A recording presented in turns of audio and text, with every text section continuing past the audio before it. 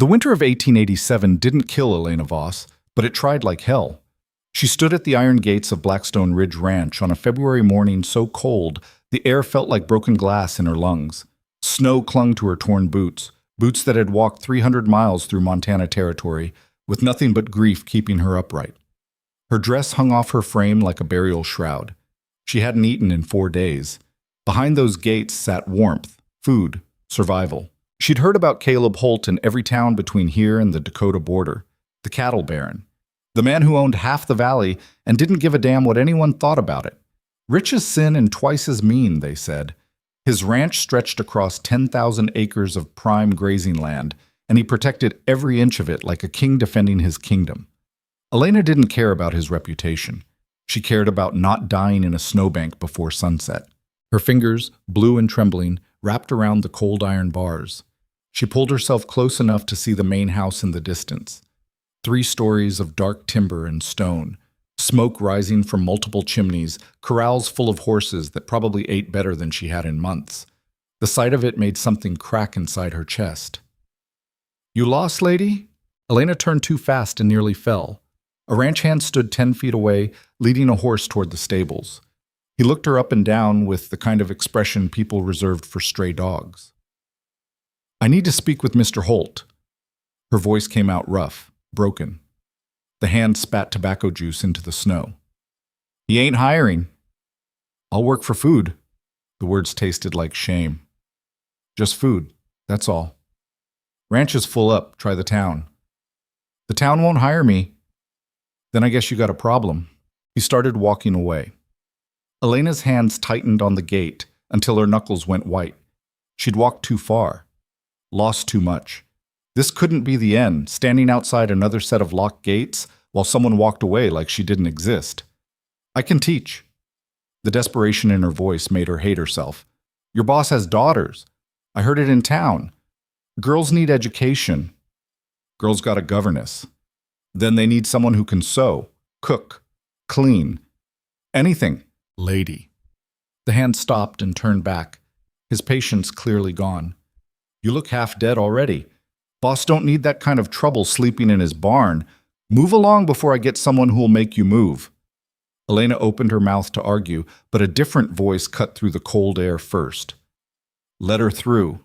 The voice came from a man on horseback riding down from the main house, a big sorrel gelding that moved like it knew it was worth more than most men made in a year. The rider sat straight-backed in the saddle, dressed in a heavy coat and wide-brimmed hat that shadowed most of his face. Caleb Holt. Even through the haze of her exhaustion, Elena recognized power when she saw it. He didn't move like other men. He moved like someone who'd never had to ask for anything twice. The ranch hand immediately stepped back.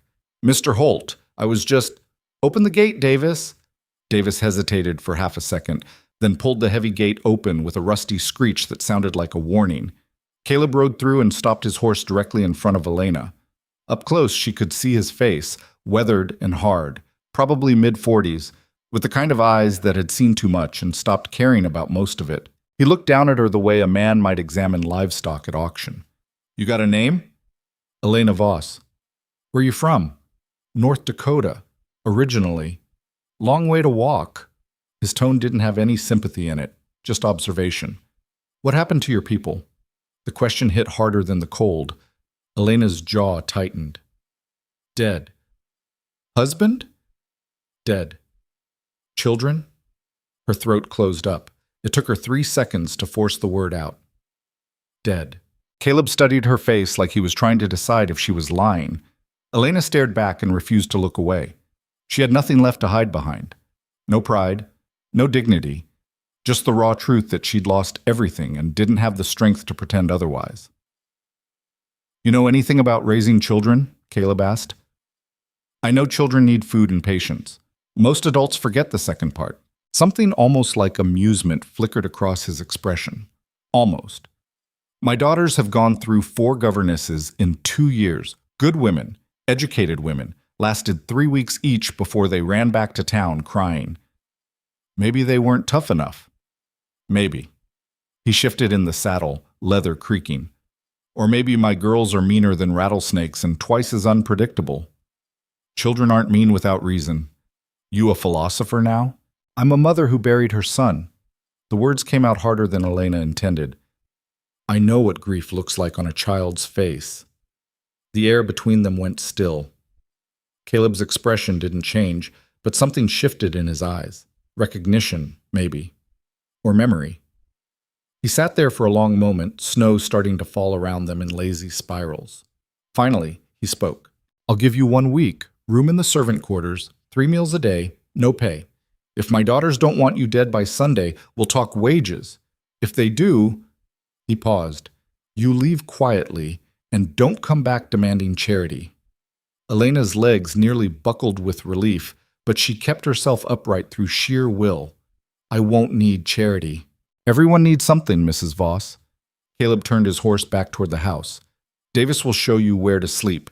Get yourself cleaned up before you meet the girls. They're already suspicious of anyone who walks through that gate. When do I meet them? Caleb glanced back over his shoulder. Dinner, 6 o'clock. Don't be late. He rode off before Elena could respond, leaving her standing in the snow with Davis, who looked like he'd just watched his boss make a terrible mistake. Come on, then. Davis's voice had resignation in it now, instead of hostility.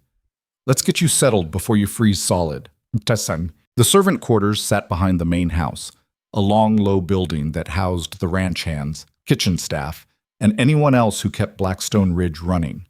Elena's room turned out to be barely bigger than a closet, with a narrow bed, a wash basin, and a single window that looked out over the corrals. It was the most beautiful room she'd seen in 6 months. The housekeeper, a stern-faced woman named Mrs. Talbot, showed up within the hour carrying a bundle of clothes and a look of pure skepticism. These belonged to the last governess. Mrs. Talbot dropped the bundle on the bed. She left in such a hurry she forgot half her things. They'll be too big on you, but better than those rags you're wearing. Elena touched the fabric. Simple cotton dresses, clean and whole. Thank you. Don't thank me yet. Mrs. Talbot crossed her arms. You'll be gone within a week, just like the others. Those girls, she shook her head. They're not right. Haven't been since their mother died. How long ago was that? 3 years. Mrs. Holt took fever one winter and never recovered. Mr. Holt hasn't been the same since. Mrs. Talbot's expression softened slightly. He loved her something fierce. When she died, it was like watching a man turn to stone. Now he lives for those girls and nothing else. What about the girls? How do they manage? Manage? Mrs. Talbot let out a bitter laugh. Little June has nightmares every night, wakes up screaming for her mother. And Mabel, she paused. Mabel's the dangerous one, 9 years old and mean as a kicked dog. She's the one who ran off the last 4 governesses. How? Different ways. Put a dead rat in one woman's bed, locked another in the cellar overnight. Told a third one she hoped she'd die like Mama did. Mrs. Talbot's voice dropped. That one left before breakfast the next morning. Elena absorbed this information without flinching. They're testing people. Testing. Children who've lost someone don't trust strangers. They push people away before they can be abandoned again. Elena began sorting through the clothes. It's not meanness, it's survival. Mrs. Talbot stared at her like she'd started speaking a foreign language. You really believe that? I know it. Elena found a simple gray dress that looked like it might fit, because I've done the same thing myself. Before Mrs. Talbot could respond, a bell clanged from somewhere near the main house, harsh and loud, cutting through the afternoon quiet. That's the dinner bell.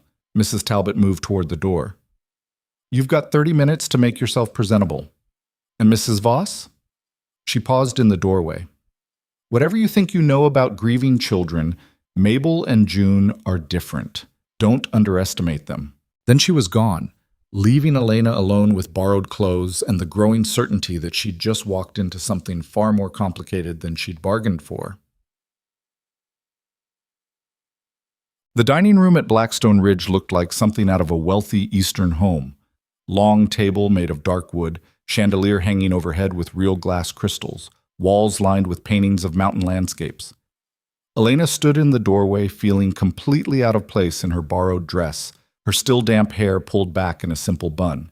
Caleb sat at the head of the table, changed out of his ranch clothes into a clean shirt and vest. He looked up when Elena entered, his expression unreadable. Mrs. Voss, sit.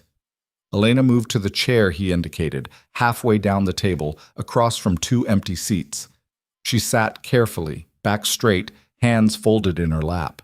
The kind of posture her own mother had drilled into her years ago, back when she'd been a different person living a different life. The girls will be down shortly. Caleb poured himself whiskey from a crystal decanter. He didn't offer her any. Fair warning, they know you're here. They've probably already decided they hate you. That's fine. Caleb's eyebrow raised slightly. It's fine that my daughters hate you. It means they care enough to have an opinion. Indifference is worse. You've got an answer for everything, don't you? No, sir, just for the things I've lived through. Before Caleb could respond, footsteps echoed from the hallway, light and quick, followed by heavier, more reluctant steps. Two girls appeared in the doorway. The younger one, June, couldn't have been more than 5 years old, small for her age, with dark curls and enormous eyes that looked too big for her pale face. She clutched a worn cloth doll against her chest and stayed half hidden behind her older sister. Mabel was taller, thin, with the same dark hair as her father, an expression that would have been pretty if it wasn't so hard. She looked at Elena with open hostility, chin raised like she was ready for a fight. Girls, Caleb's voice softened, the only soft thing about him Elena had heard so far. This is Mrs. Voss. She'll be staying with us for a while. Why? Mabel's question came out sharp. We don't need another governess. I'm not a governess, Elena said quietly. I'm just someone who needs work. We didn't ask for you. I know. Mabel's eyes narrowed. She clearly hadn't expected agreement. Then why are you here? Because I had nowhere else to go. The honesty seemed to throw both girls off balance. They exchanged glances, some kind of silent communication that only siblings could manage. Then Mabel pulled June toward the table and sat down across from Elena, deliberately positioning herself like a guard dog. Mrs. Talbot appeared with serving dishes, roasted chicken, potatoes, vegetables that actually looked fresh despite it being February. Elena's stomach cramped at the sight of food, but she forced herself to wait until everyone else had been served. Caleb carved the chicken with efficient, practiced movements. Mabel, help your sister. Mabel loaded June's plate without being asked twice, cutting the chicken into small pieces before June even had to request it. The gesture was so automatic, so protective, that Elena felt something twist in her chest. These girls had been taking care of each other. Mrs. Voss, Caleb slid a plate toward her. Eat. Elena picked up her fork with a hand that trembled slightly. The first bite of food tasted so good it almost hurt. She forced herself to eat slowly, deliberately, aware that both girls were watching her every move. Where are you from? Mabel asked suddenly. Her tone wasn't friendly, but it wasn't completely hostile either. Testing. Dakota Territory? A homestead about 60 miles south of Bismarck. Why'd you leave? My husband died. We lost the land. How'd he die? Mabel... Caleb's voice carried a warning. It's all right. Elena set down her fork and met Mabel's stare directly. He got sick. Pneumonia. Took him in less than a week. Did you cry? The question was meant to be cruel. Elena could see it in the way Mabel's jaw tightened, in the slight lean forward, like she was waiting to find the weak spot and dig in. Every day, Elena said simply. For months. Mabel blinked. You're not crying now. No? Why not? Because crying doesn't bring people back. After a while, you have to decide if you're going to die with them or keep living. Silence fell over the table. June had stopped eating entirely, staring at Elena with those two big eyes. Even Caleb had gone still, his knife hovering above the chicken. Our mama died, June whispered. Her voice was so quiet, Elena almost missed it. Papa says she's in heaven. Elena looked at the little girl, this tiny thing still clutching her doll like a lifeline, and felt her heart crack clean open. I'm sure she loved you very much. She did. Mabel's voice turned fierce. She loved us more than anyone in the whole world, and nobody can replace her. Not you, not anybody. I wouldn't want to replace her. That's what they all say. Then they try to act like our new mama and tell us to forget her. Did your mother teach you to forget people you loved? The question caught Mabel off guard. She opened her mouth, closed it, then opened it again. No. Then why would I? Elena kept her voice gentle but firm. The people we love don't disappear just because they die. They stay with us. My son is gone, but I still remember the way he laughed, the way he smelled like milk and sunshine. Those memories don't fade just because someone tells me to stop grieving. You had a baby? June's voice was stronger now, curious. I did. His name was Thomas. Where is he? Elena's throat tightened. He died when he was 3 months old. He was born too early, too small. The words hung in the air like smoke.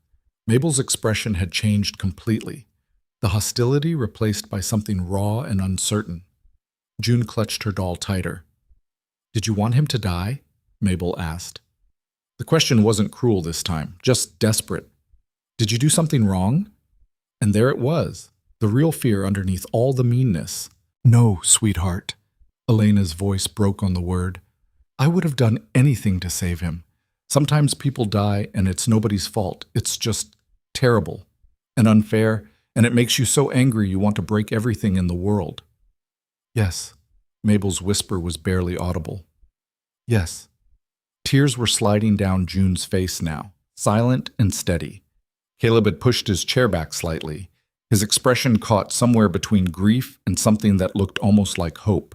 I get angry too, June said through her tears. I get so mad at Mama for leaving. That's all right. Elena reached across the table, slowly, carefully, like approaching a wild animal, and laid her hand palm up on the white tablecloth. Being angry doesn't mean you love her less. June stared at Elena's hand for a long moment. Then, moving so hesitantly it made Elena's chest ache, the little girl reached out and placed her tiny fingers in Elena's palm. The touch lasted maybe 3 seconds before June pulled back and buried her face against Mabel's shoulder. But it was enough. Mabel wrapped her arms around her sister with the fierce protectiveness of someone who'd been holding things together for far too long. Over June's head, she looked at Elena with an expression that was still wary but no longer completely closed off. You can stay, Mabel said. For now. It wasn't acceptance. It wasn't even friendship. But it was a crack in the wall, and sometimes that was all you needed to start letting light back in. Elena nodded once. Thank you. Caleb cleared his throat roughly and stood up. Girls, finish your dinner, then bed. It's late. Yes, Papa. Mabel's voice had gone soft. She helped June sit up straight again and wiped her sister's tears with the same practiced care she'd shown cutting the chicken earlier. Caleb looked at Elena across the table. His expression was complicated, gratitude mixed with something that looked almost like pain. Mrs. Voss? A word outside. Elena rose and followed him out of the dining room, through the front hallway, and onto the wide porch that wrapped around the front of the house. The night had turned bitterly cold, snow falling in thick curtains that made the rest of the ranch disappear into white darkness. Caleb leaned against the porch railing, staring out at nothing. When he finally spoke, his voice was rough. No one's talked to them like that before. About their mother, about grief. He paused. Everyone else tried to make them forget, told them to be strong, to move on. That's because most people don't know what to do with other people's pain, Elena said quietly. It makes them uncomfortable, so they try to fix it quickly, even when it can't be fixed. You didn't try to fix anything. No, I just told them the truth. Elena wrapped her arms around herself against the cold. That losing someone you love is terrible. That being angry is normal. That some things don't get better. They just get different. Caleb turned to look at her directly. In the lamplight spilling from the house, his face looked less hard, more human. You really lost a child. It wasn't a question, but Elena answered anyway. I really did. How long ago? 2 years. Almost 3. Does it get easier?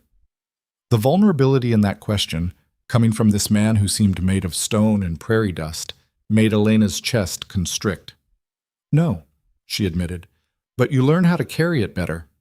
Caleb nodded slowly, still watching her face like he was trying to figure out a puzzle he couldn't quite solve. Mrs. Talbot said you'd be gone within a week. She's usually right about these things. Do you want me to leave? I want... He stopped himself, jaw tightening. What I want doesn't matter. What matters is that my daughters actually looked at you like you were a real person instead of another stranger trying to fill a hole that can't be filled. Then I'll stay as long as they'll let me. The deal was 1 week with no pay. I remember. After tonight, if you make it through the week, we'll discuss wages and a permanent position. Caleb straightened up from the railing. Fair warning, Mrs. Voss. My daughters aren't the only ones who've been through hell. This ranch has enemies. People who'd like nothing more than to see me lose everything I've built. Why are you telling me this? Because if you stay, you become part of what I'm protecting. That means people might come after you just to hurt me. His expression went cold again, back to the cattle baron who owned half the valley and didn't apologize for it. If that scares you, leave now. Elena thought about the iron gates she'd stood outside this morning. The hunger. The cold. The certainty that she was going to die alone in a snowbank with no one to remember her name. Mr. Holt, I've already lost everything I had to lose. There's nothing left anyone can take from me. Something flickered in his eyes, respect maybe, or understanding. Then welcome to Blackstone Ridge, Mrs. Voss. He went back inside without another word, leaving Elena alone on the porch with the snow and the darkness and the strange, fragile feeling that maybe, just maybe, she'd found a place worth fighting for. She stood there for a long time, listening to the wind howl across the valley, before finally heading back to her tiny room in the servant quarters. The bed was narrow and the blanket was thin, but Elena slept better that night than she had in months. She dreamed of her son, not dying this time, but laughing, running through summer grass under a sky so blue it hurt to look at. In the dream, she could almost reach him. Almost. When she woke before dawn, her face was wet with tears, but her hands were steady. There was work to do. And for the first time since Thomas died, Elena Voss felt like she might have a reason to keep doing it. Elena's first real morning at Blackstone Ridge started before the sun cracked the horizon.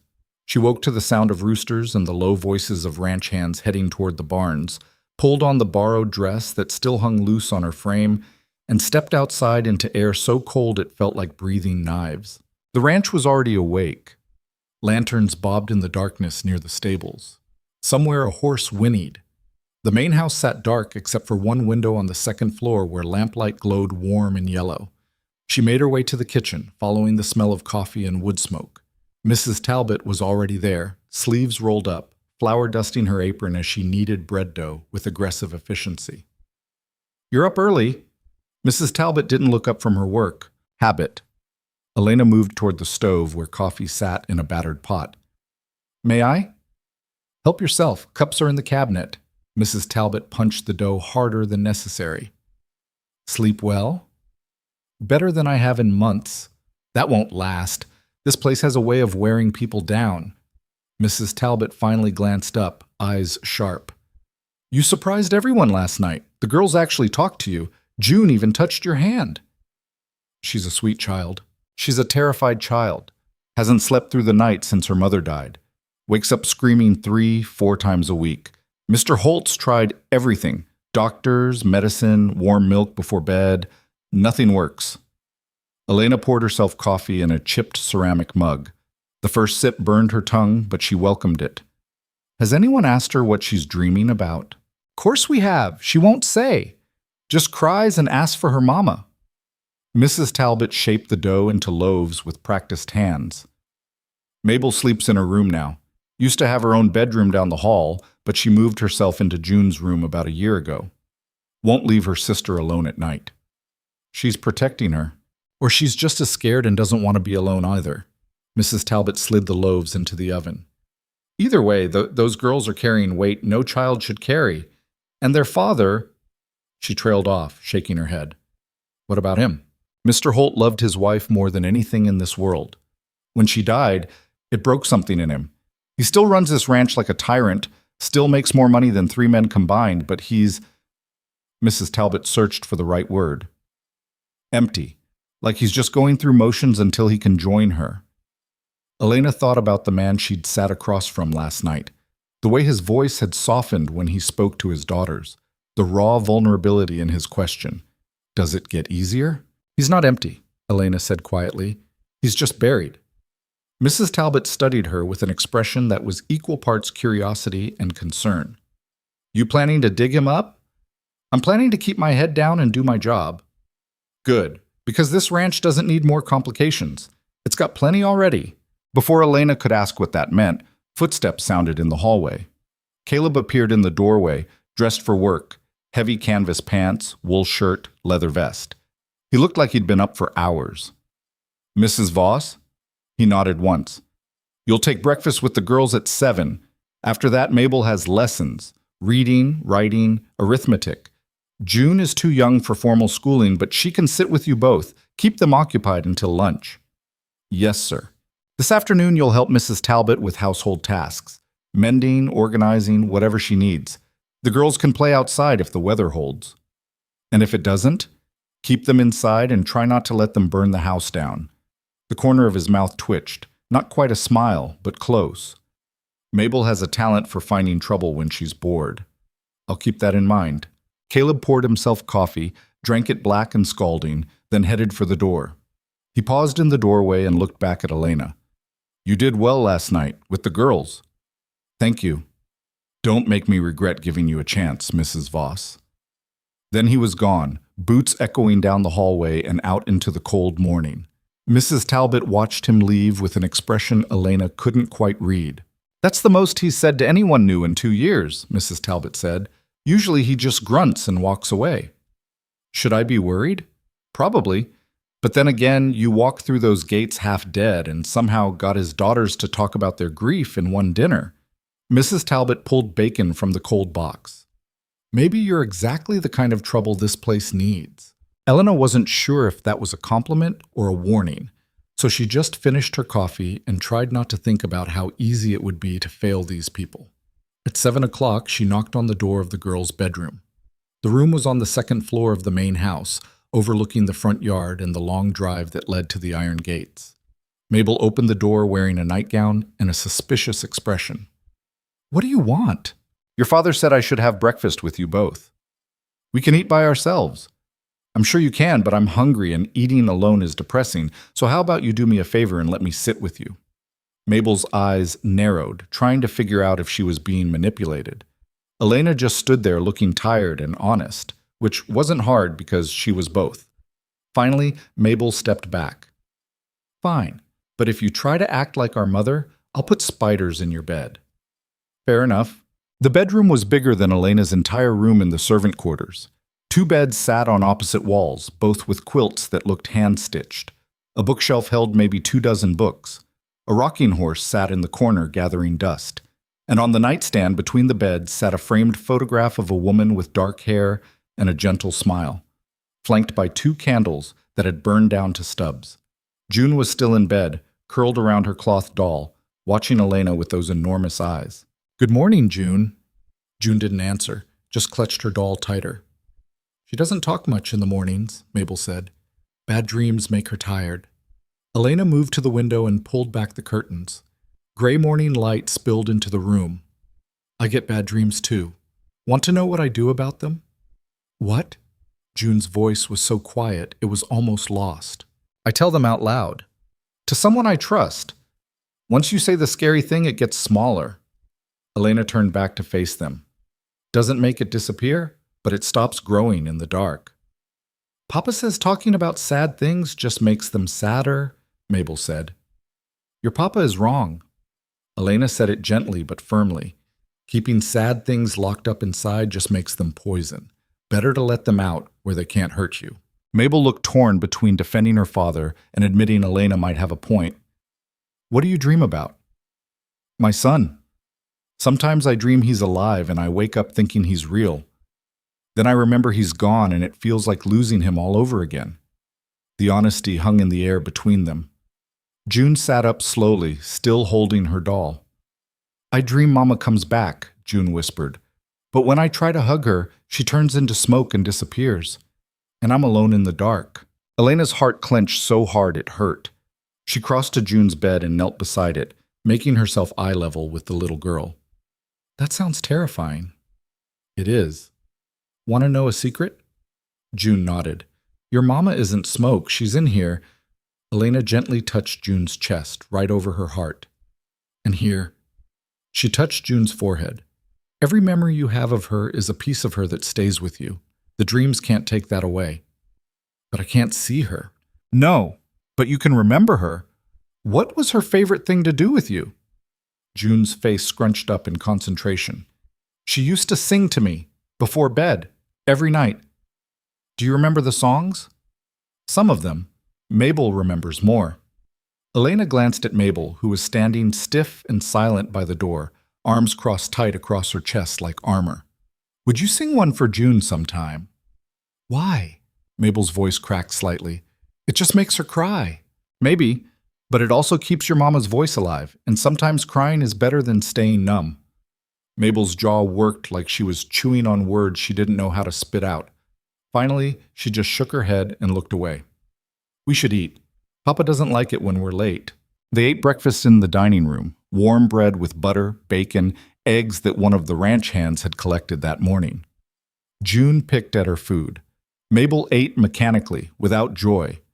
Elena forced herself to finish everything on her plate, even though her shrunken stomach protested. Afterward, they moved to a small study on the first floor that had been converted into a schoolroom. A chalkboard stood against one wall. A table held slates and chalk, and a stack of books that looked barely used.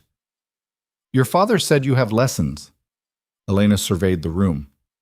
What have you been studying? Nothing. Mabel dropped into a chair. The last governess left before we finished the primer. Can you read? Yes. Write? Yes. Do arithmetic? Some. Mabel's tone suggested she was deeply bored with this conversation. Elena picked up one of the books, a collection of fairy tales with illustrations. What about stories? Do you like stories? Stories are for babies. I disagree. Stories are how we make sense of the world. Elena opened the book to a random page. Every fairy tale is really about something true. Fear, loss, transformation. The scary parts are just metaphors. What's a metaphor? A way of talking about one thing by describing it as something else. Elena sat down across from Mabel. Like when you said stories are for babies. You didn't mean stories are literally small humans. You meant they're childish. Mabel considered this. So everything means something else? Sometimes. The interesting part is figuring out what. For the next 2 hours, Elena worked with both girls. She had Mabel read aloud from the fairy tale book while June listened and looked at the pictures. When Mabel stumbled over a word, Elena helped her sound it out without making her feel stupid. When June asked questions about the story, Elena answered them honestly instead of deflecting. They were halfway through a story about a girl lost in the woods when June suddenly asked, "Did you get lost? When your baby died?" The question came out of nowhere and hit like a fist. Elena set down the book carefully. Yes, for a long time. Are you still lost? I don't know yet. Maybe a little. That's sad. It is. June thought about this very seriously. Then she slid off her chair, walked over to Elena, and placed her cloth doll in Elena's lap. You can hold Rosie. She makes me feel better when I'm sad. Elena looked down at the doll. Worn and loved, with button eyes and yarn hair that had been brushed so many times it was starting to frizz. Her throat went tight. Thank you, June. That's very kind. You have to give her back later, though. She sleeps with me. I will, I promise. Mabel watched this exchange with an expression Elena couldn't quite read. Not hostile anymore. Not friendly either. Just considering. Like she was trying to decide if Elena was someone who kept promises or just another adult who said pretty things and disappeared. They finished the story. Elena had Mabel practice writing a summary of the tale in careful script. June drew a picture of the lost girl finding her way home. Stick figures and scribbled trees, but earnest. By the time they broke for lunch, something had shifted. Not trust, not yet, but the beginning of it. A foundation being laid one careful brick at a time. Mrs. Talbot served them soup and bread in the kitchen. Caleb didn't join them. He was out on the range somewhere, doing whatever cattle barons did when they weren't intimidating strangers. The three of them ate quietly, and when June started to fall asleep over her bowl, Mabel carried her upstairs for a nap without being asked. Elena spent the afternoon helping Mrs. Talbot. She mended torn sheets, organized the pantry, polished silver that hadn't been touched in months. The work was mindless and physical, and she welcomed it. Gave her hands something to do besides shake. Around 4 o'clock, a commotion erupted from the front of the house. Raised voices. The heavy sound of boots on the porch. Elena set down the silver and followed Mrs. Talbot into the hallway. Through the front windows, she could see 3 men on horseback. One of them was Caleb, still mounted, his face hard as granite. The other 2 men were strangers, one older, well-dressed in expensive riding clothes, the other younger and mean-looking, with a gun belt slung low on his hips. "That's Silas Granger," Mrs. Talbot said quietly. "Mr. Holt's neighbor to the south. They've been feuding for years." "About what?" "Water rights, grazing land, pride." Mrs. Talbot's mouth pressed into a thin line. "Granger wants to buy Blackstone Ridge, keeps making offers. Mr. Holt keeps refusing. It's turned ugly." Through the glass, Elena could see the conversation escalating. Caleb hadn't dismounted. Neither had Granger. They faced each other like gunslingers, both refusing to back down. Then Granger said something that made Caleb's horse sidestep nervously. Caleb's hand dropped toward his rifle scabbard. "This is bad," Mrs. Talbot muttered. "Someone's going to get shot." Elena didn't think. She just moved. Out the front door, down the steps, across the yard, until she was standing beside Caleb's horse, close enough that both men had to acknowledge her presence. "Mr. Holt." Elena kept her voice calm and level. "The girls are asking for you. June had a question about her lessons." It was a complete lie. June was upstairs napping and Mabel was reading, but Elena watched Caleb's face shift, watched him use her interruption as an excuse to step back from whatever edge he'd been standing on. "Tell them I'll be up shortly, Mrs. Voss." Granger looked down at Elena with undisguised contempt. He was maybe 60, with silver hair and cold eyes that reminded her of dead fish. "Who's this? Another desperate woman warming your bed, Holt?" The words hit like a slap. Elena felt her face flush hot, but before she could respond, Caleb's voice cut through the air like a blade. "Watch your mouth, Granger. She's my daughter's teacher and she's under my protection." "Protection?" Granger laughed, an ugly sound. "That's what you're calling it now? How many have there been since your wife died? 4 or 5?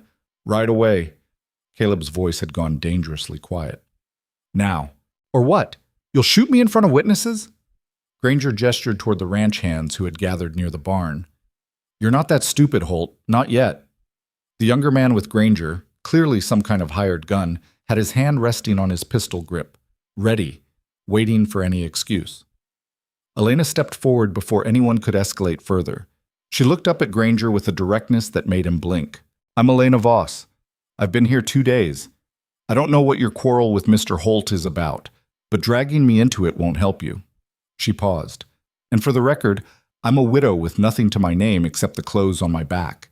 If you think I'm some kind of temptress, you've got a very poor imagination." For a moment, Granger looked genuinely surprised. Then his expression hardened again. "A widow. How convenient." He looked back at Caleb. "I'll give you 1 month, Holt. 1 month to reconsider my offer. After that, things get difficult for you." "They're already difficult, Granger. I've been dealing with you for 5 years." "Not like this, you haven't." Granger wheeled his horse around and rode off, his hired gun following. They kicked up snow and mud as they went, leaving deep tracks in the yard like a promise. The silence they left behind felt explosive. Caleb dismounted in one smooth motion and turned on Elena. "What the hell were you thinking?" "I was thinking someone was about to get killed over words." "That wasn't your concern." "You made it my concern when you said I was under your protection." Elena held his stare even though her legs were shaking. "If I'm going to be used as a shield, I'd prefer to know what I'm being protected from." Caleb's jaw worked. For a second, Elena thought he might actually yell at her. Instead, he turned to Davis, who had appeared from the barn. "Double the night watch. Tell the men to stay armed." "Yes, sir." Caleb looked back at Elena. His anger had shifted into something else, something almost like respect. "Inside now!" Elena followed him into the house, through the hallway, into his study, a room she hadn't been in yet. Dark wood everywhere, a massive desk covered in ledgers and maps, a gun rack on the wall holding 3 rifles. Caleb poured himself whiskey from the decanter on the desk and drank it in one swallow. "Silas Granger is the most dangerous man in this territory. He owns the land south of here, twice as much as I do. He's rich, connected, and he's been trying to push me out for years." "Why?" Because I won't sell. Because my land has the best water access in the valley. Because he's a bully who can't stand being told no. Caleb poured another whiskey. 3 years ago, when my wife was dying, he offered to buy me out. Said it kindly, like he was doing me a favor. I told him to go to hell. What did he do? Nothing at first. Then small things started happening. Fences cut, cattle stolen, fires in the barn that looked like accidents. Caleb's grip on the glass tightened. I can't prove he's behind it. He's too smart for that. But I know. And now? Now he's escalating. He knows my daughters are my weakness. He knows this ranch falls apart without me holding it together. Caleb met her eyes directly. And now he knows about you. The implication settled over Elena like cold water. You think he'll come after me? I think you just made yourself a target by defending me in front of his hired gun. Caleb's expression was grim. Granger plays dirty. He'll spread rumors about you in town. Make sure everyone knows a strange widow showed up at my ranch. By next week, half the territory will think you're my mistress. I don't care what people think. You should. Because reputation is all some people have out here. Once it's destroyed, you can't get it back. Elena thought about the last 2 years of her life. The towns that had turned her away. The jobs she couldn't get because she was a woman alone with no references. The night she'd slept in barns because no boarding house would take her. Mr. Holt, my reputation died the same day my son did. I've got nothing left to protect. Something flickered across Caleb's face. Pain, maybe, or recognition. You should be afraid of him. I am afraid of him. But I'm more afraid of starving to death in the snow. At least here I've got a roof and food and 2 little girls who might need me. Elena straightened her shoulders. So what do we do? The question seemed to surprise him. We? You said I'm under your protection. That makes this my problem too. Caleb studied her for a long moment. Then he set down his glass and nodded slowly. All right. First rule. You don't go into town alone. Ever. One of the ranch hands goes with you or you don't go. Fine. Second, if you see Granger or anyone who works for him on this property, you get inside immediately and you tell me. Agreed. Third, you keep your head down and you don't provoke him again. What you did out there, stepping between us, that was brave and stupid. Don't do it again. What if someone else was about to get shot? Then you let them get shot. I'm not burying you because you tried to play peacemaker. The bluntness of it should have stung, but Elena just felt oddly grateful. At least he was being honest instead of pretending she wasn't in danger. Is there anything else I should know? Yeah. Caleb's voice went softer. Despite what Granger said, despite what the town will say, you're here because my daughters need someone. Not because I'm looking for... He trailed off, clearly uncomfortable. I understand. Do you? Yes.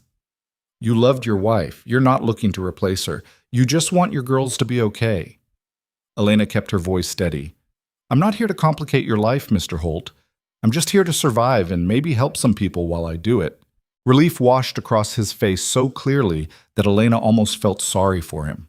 How many women had thrown themselves at him since his wife died? How many people had seen his wealth and his loneliness and tried to exploit both? Thank you for understanding. Thank you for giving me a chance. They stood there in the study, 2 broken people who'd found themselves in an unlikely alliance, both trying to figure out how to keep moving forward when the past kept dragging them back. Finally, Caleb cleared his throat. The girls. How were they today? Good. Mabel read well. June gave me her doll to hold. His eyebrows rose. June gave you Rosie? Just to borrow. She made me promise to give her back. That's... Caleb's voice caught. That doll was the last thing my wife made, right before she got sick. She stitched it by hand for June's birthday. Elena's chest tightened. She thought of June's small hands placing that precious thing in her lap. The trust in that gesture. The weight of it. She's a special little girl. They both are. Caleb moved toward the window, looking out at the ranch yard where Granger's horse tracks were already filling with fresh snow. I failed them when their mother died. I was so lost in my own grief I couldn't see theirs. By the time I pulled myself together, they'd already built walls I couldn't get through. You didn't fail them, you kept them alive, fed them, kept this ranch running. That's not nothing. It's not enough either. No, Elena agreed quietly, but maybe together we can give them enough. Caleb glanced back at her, and for just a second, the hardness in his face cracked enough that she could see the man underneath, the one who'd loved his wife fiercely, the one who was drowning in responsibility and didn't know how to ask for help. Don't make me regret this, Mrs. Voss. I'll try not to. He nodded once, then walked past her toward the door. He paused in the doorway without turning around. And Mrs. Voss, what you did out there, stepping in front of Granger, it was reckless. But it was also, he searched for the word, appreciated.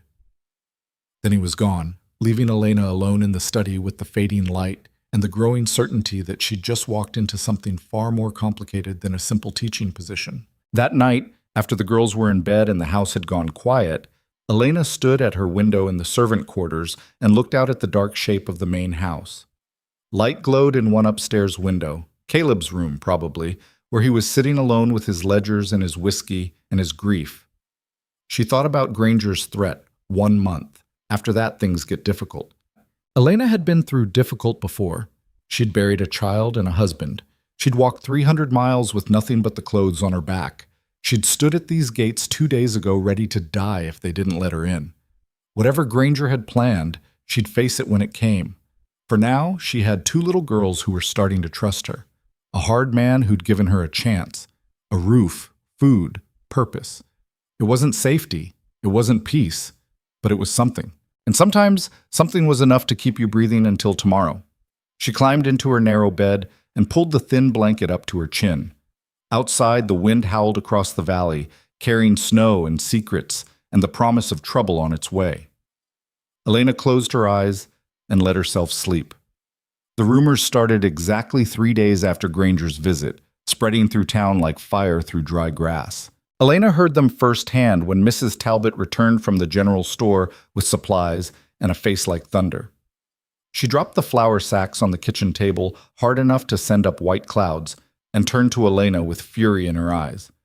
Those vipers in town are saying you're a whore. Elena was elbow deep in dishwater. She didn't stop scrubbing. I expected as much. You expected? Mrs. Talbot sputtered. They're saying you showed up here with nothing and seduced Mr. Holt within days. That you're trying to trap him into marriage so you can get his money. Are they creative about it, at least? This isn't funny, girl. Mrs. Henderson at the Mercantile wouldn't even look me in the eye. So the whole town is talking. Some of the churchwomen are organizing a petition to have you removed from the ranch for the sake of the children's moral education.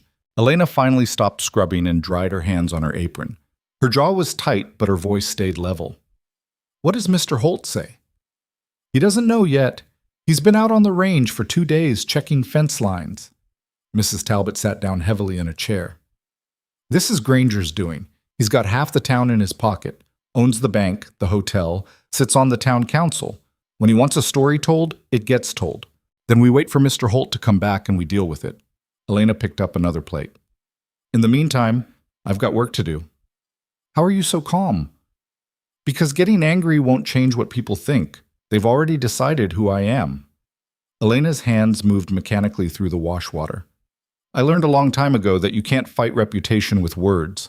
You fight it by living your life and letting time prove them wrong. Mrs. Talbot studied her with something close to respect. You're tougher than you look. I've had practice. What Elena didn't tell Mrs. Talbot was that her hands were shaking under the soapy water, that her stomach had gone tight with the old familiar fear of being chased out of another town with nowhere left to run. She'd been through this before. The whispers, the judgment, the way decent people crossed the street to avoid her. It had started after her husband died, when she'd been alone and vulnerable and every man in town thought that meant she was available. When she'd refused them, they'd turned vicious. She couldn't go through that again. Not now. Not when she'd just started to feel like she might survive. That afternoon, while the girls were playing in the parlor, Elena stood at the window watching the road for any sign of Caleb returning. The sky had turned gray and heavy with the promise of more snow. The wind rattled the windows in their frames. Behind her, she could hear Mabel reading to June from the fairy tale book. Their voices had become familiar. Mabel's careful and deliberate, June's high and sweet when she asked questions. It was the sound of a life Elena had started to believe she could be part of. Now Granger was trying to destroy it before it could take root. Mrs. Voss, June's small voice interrupted her thoughts. Why are you sad? Elena turned to find both girls watching her with identical expressions of concern. She forced a smile. I'm not sad, sweetheart, just thinking. You look sad. June climbed off the sofa and walked over, still clutching Rosie. Did you have another bad dream? Something like that. Mabel set down the book and studied Elena with those sharp eyes that missed nothing. Someone said something mean about you, in town. It wasn't a question. Elena considered lying, then decided these girls had been lied to enough in their short lives. Yes. What did they say? Things that aren't true, but once people start believing lies, they're hard to stop. Mabel's expression went fierce. Papa will fix it. He doesn't let anyone hurt us. Your father is a good man, but even good men can't control what other people think. Then what do we do? The question hit Elena harder than it should have. We. Like they were in this together, like these two little girls had already decided she was worth defending. We keep going, Elena said quietly. We do our work.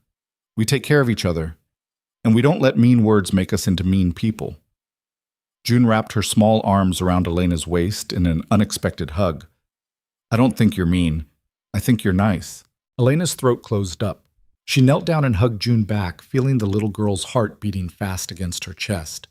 Over June's shoulder, she could see Mabel watching with an expression that was trying very hard to stay tough and failing. Come here, Elena said to Mabel. I don't need hugs. I know, but I do. Mabel hesitated, then crossed the room and let herself be pulled into the embrace. For a moment, the three of them just held each other. Two children who'd lost their mother and a woman who'd lost her child, all of them trying to fill holes that would never quite close. When they pulled apart, Mabel's eyes were suspiciously bright. If they make you leave, we're going with you. Mabel, I mean it. We'll pack our things and follow you. Papa can't stop us. Your father would absolutely stop you, and I wouldn't let you come anyway. Elena touched Mabel's cheek gently. You belong here. This is your home. I'm just passing through. You don't feel like passing through. The words landed like a punch, because Mabel was right. Somewhere in the last week, Elena had stopped feeling like a temporary guest and started feeling like she might belong. It was dangerous. Stupid. She knew better than to get attached. But apparently her heart hadn't gotten that message. Before she could respond, the sound of horses approaching cut through the quiet afternoon. Elena moved to the window and saw Caleb riding up the drive with Davis and two other ranch hands. They looked exhausted, covered in trail dust despite the cold. Your father's home. Let's go help Mrs. Talbot with supper. They spent the next hour in the kitchen, peeling vegetables and setting the table, while Mrs. Talbot roasted a chicken and muttered darkly about town gossips. By the time Caleb walked in through the back door, stamping snow off his boots, the kitchen smelled like rosemary and fresh bread. He looked at Elena first. Something in his expression told her he'd already heard. Mrs. Voss, my study. Now. The girls exchanged worried glances, but Elena just nodded and followed Caleb down the hallway. Inside the study, he closed the door firmly and turned to face her. I stopped at the telegraph office in town to send a message about cattle prices. Spent 10 minutes listening to Henry Preston tell me about the scandalous woman corrupting my household. Caleb's voice was controlled, but anger simmered underneath. Want to tell me what the hell happened while I was gone? Granger spread rumors exactly like you said he would. The whole town thinks you're my mistress. I know. They're calling you a con artist, a gold digger. Some people are saying you probably murdered your husband and baby to collect insurance money. That one stung. Elena's hands curled into fists at her sides. I didn't. I know you didn't, but they don't. Caleb paced to the window, then back. This is worse than I thought. The church women want you removed from the ranch. The town council is talking about sending someone out here to investigate your suitability around children. Let them come. You don't understand. If they decide you're unfit, they can make trouble, real trouble. They could try to take my daughters away, claim I'm providing an immoral environment. Bicky, then tell them the truth. I sleep in the servant quarters. I work as a teacher and housekeeper. We're not... Elena gestured helplessly between them. We're not doing anything wrong. Truth doesn't matter when Granger controls the narrative. Caleb's jaw was so tight it looked painful. He's using you to get to me, and it's working. The defeat in his voice made something sharp twist in Elena's chest. So what do you want me to do? Leave? I don't know. He scrubbed his hands over his face. If you leave, Granger wins. He gets rid of someone my daughters have started to care about and proves he can chase off anyone I bring to this ranch. But if I stay, the rumors get worse, and you risk losing your daughters. They stood there in the study while the light failed outside and the choice between two impossible options hung between them like smoke. Finally, Caleb spoke. There might be one way to kill the rumors. What? We make them true. He met her eyes directly. Not the mistress part, the marriage part. Elena's heart stopped. What? If we get married, you're not a desperate widow trying to trap me. You're my wife. The town can gossip all they want, but they can't question your place in this house or your right to care for my daughters. Caleb's voice was completely businesslike, like he was discussing cattle prices instead of matrimony. It would be a practical arrangement.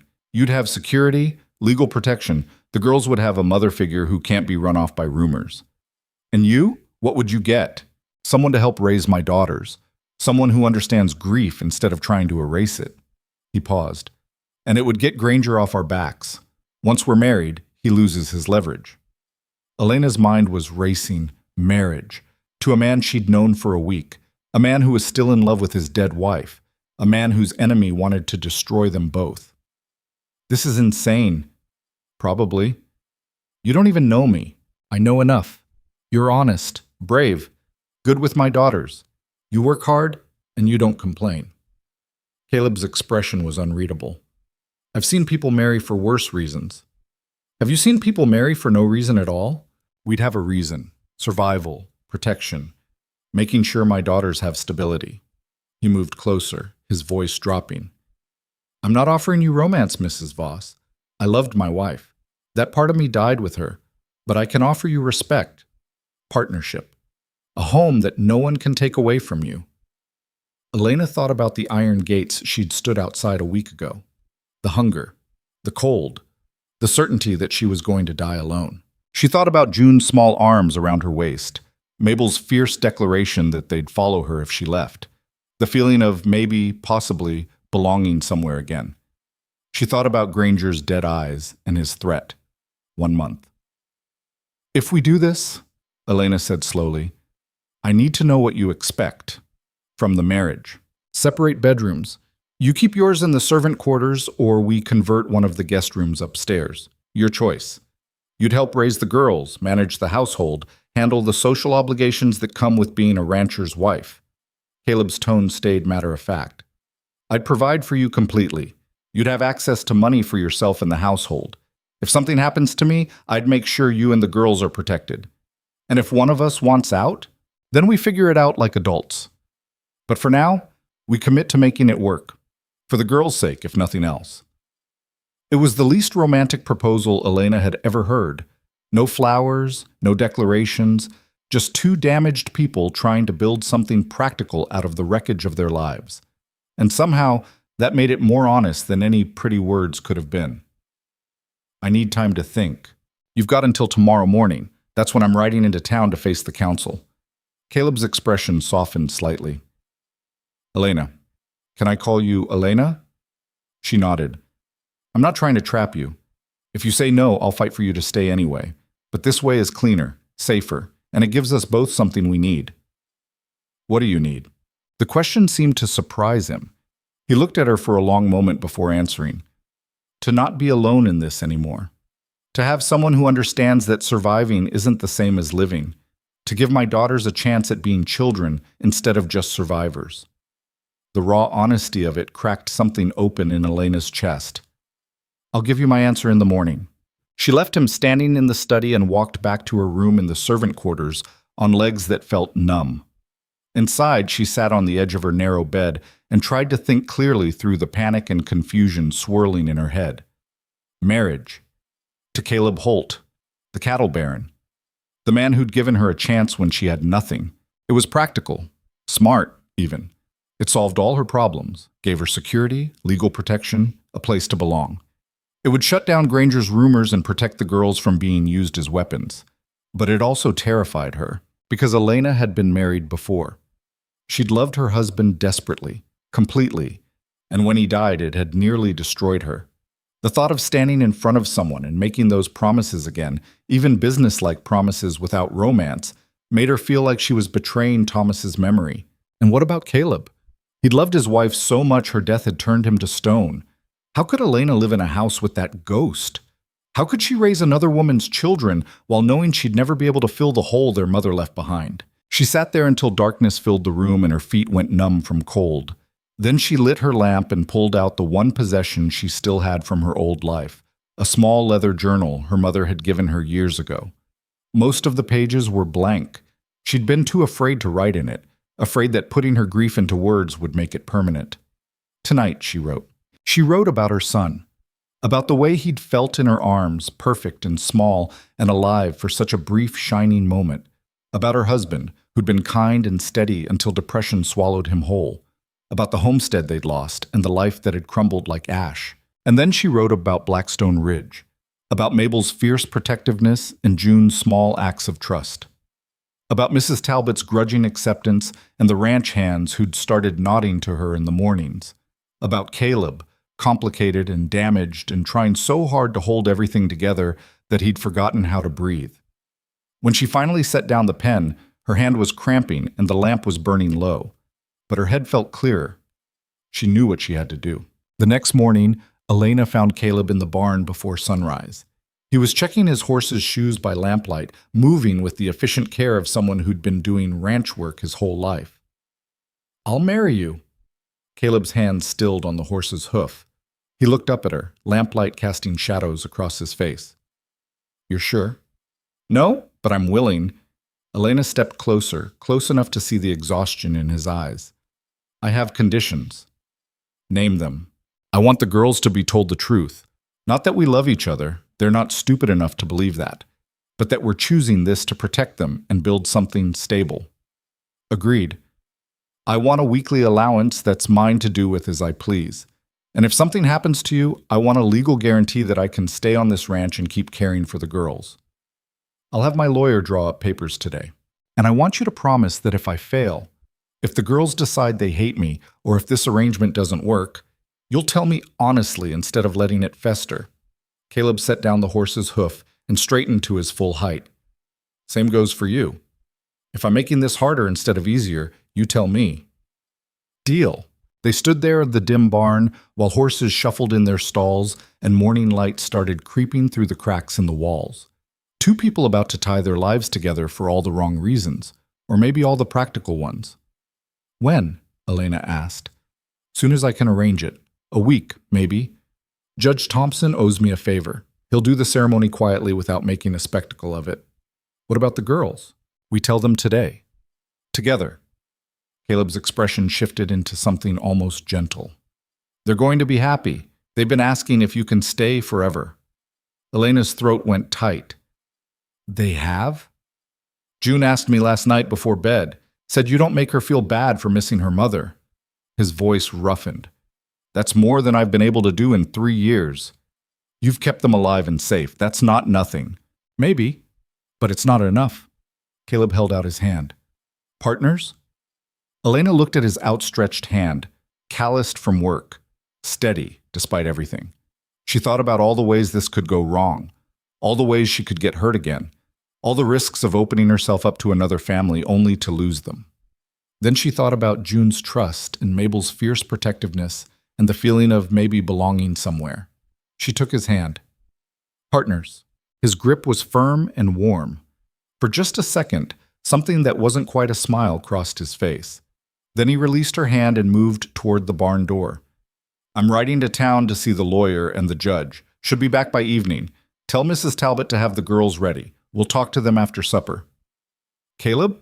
He turned back. "Thank you for giving me a choice. For giving me a ike. You always had a choice, Elena. You just didn't have good options." He paused in the doorway. "For what it's worth, I think you're making the right decision, for both of us." Then he was gone, leaving Elena alone in the barn with the horses and the slowly brightening day, and the terrifying certainty that she'd just agreed to marry a man she barely knew to fight an enemy she didn't understand. She stood there for a long moment, then walked back to the house to start her day. There was breakfast to make, girls to teach, a household to run, and now, apparently, a wedding to plan.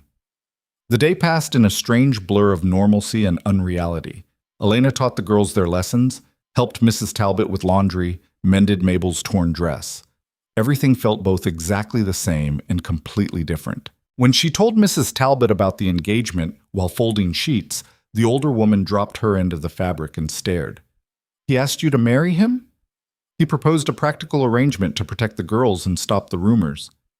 "That's the most Caleb Holt thing I've ever heard." Mrs. Talbot picked up the sheet again, shaking her head. "No romance, no courtship. Just, let's get married to solve a problem." "Is that bad?" "Depends on what you're looking for." Mrs. Talbot's expression was thoughtful. "If you want passion and love songs, you'll be disappointed. But if you want a man who'll stand beside you when things get hard, who'll protect what's his with everything he has." She paused. "You could do worse." "You think I'm making a mistake?" "I think you're making a choice. That's different." Mrs. Talbot folded the sheet with crisp efficiency. "Just remember, marriage to a man who's still in love with his dead wife is complicated. You'll always be living in her shadow."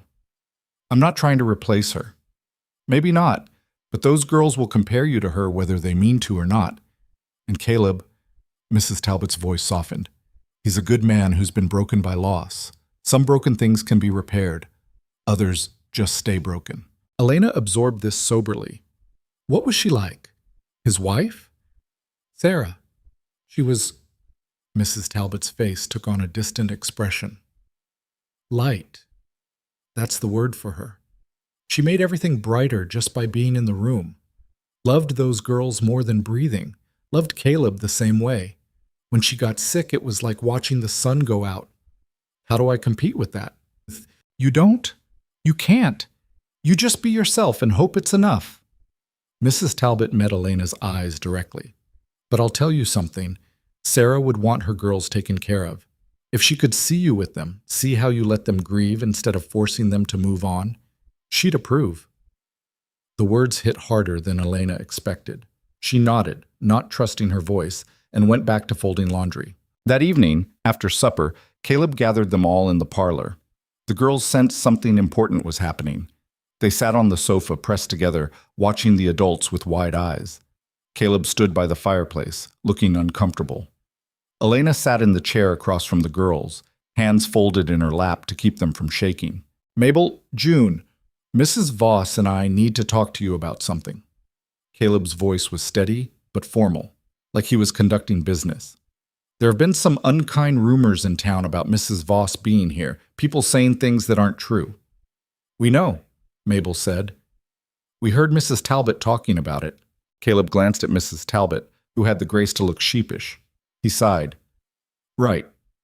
Well, Mrs. Voss and I have decided that the best way to stop those rumors and to make sure she can stay here and take care of you both is to get married." Silence. Both girls stared at him with identical expressions of shock. Then June squealed, "You're getting married?" "Yes." "So Mrs. Voss will be our new mama?" The question hung in the air like broken glass. Caleb looked helplessly at Elena. She leaned forward, choosing her words carefully. "Not exactly, sweetheart. I'll be your father's wife, which means I'll be your stepmother legally. But I'm not trying to replace your mama. She was special, and you'll always love her. I'm just someone new who cares about you and wants to help." "But you'll live here? Forever?" June's voice was small and hopeful. "That's the plan." Mabel had been silent through all of this, her expression unreadable. Now she spoke up, her voice sharp.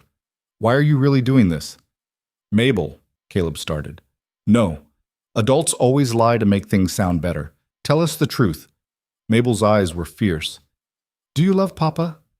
Elena met the girl's stare directly. "I respect your father very much. He's been kind to me when he didn't have to be, but no, I don't love him the way your mother did. And he doesn't love me that way either." The brutal honesty made Caleb wince, but Elena kept going. "We're doing this because it's practical, because it protects all of us. Because your father needs help raising you and I need a home. Because sometimes adults make agreements that aren't about love. They're about building something stable and safe. Mabel studied her for a long moment. Then, surprisingly, she nodded. Okay. Okay? I don't want you to love Papa anyway. That would be weird. You just got here. Mabel's expression softened slightly. But if you're staying, if you're really going to be here, that's good. You're sure? June needs you. She sleeps better when you're around. And Mabel's voice dropped. I'm tired of worrying about everyone leaving. The admission cost her. Elena could see it in the way Mabel's shoulders hunched, the way she looked down at her hands. This 9-year-old girl had been carrying the weight of her entire family's grief, and Elena wanted nothing more than to tell her she could put it down now. I'm not leaving, Elena said quietly. Not unless you want me to. I don't want you to. June launched herself off the sofa and wrapped her arms around Elena's neck. I'm happy you're staying. Can I call you Mama Elena? Elena's chest clenched. She looked over June's head at Caleb, who gave a small nod. If you want to, but you can also just call me Elena. Whatever feels right. Mama Elena, June decided firmly, because you're going to be married to Papa, and that makes you a mama. Mabel stood and walked over to Elena with her usual careful dignity. I'll just call you Elena. Is that okay? That's perfect. Mabel nodded once, then hesitated. Are you scared? The question caught Elena off guard with its perceptiveness. A little. Are you? Yeah, but the good kind of scared, like when you're about to do something brave. Exactly like that. They stood there for a moment, Elena, the two girls, and Caleb watching from across the room with an expression that was equal parts relief and something that might have been grief. This strange new family they were building out of necessity and loss and the stubborn refusal to give up. It wasn't perfect. It wasn't even close to normal. But maybe, Elena thought, it could be enough. The wedding happened 5 days later in Judge Thompson's private chambers above the bank, with no flowers, no music, and no illusions about what it was. Elena wore a simple blue dress that Mrs. Talbot had altered to fit her properly. Caleb wore his Sunday suit, looking uncomfortable and grim.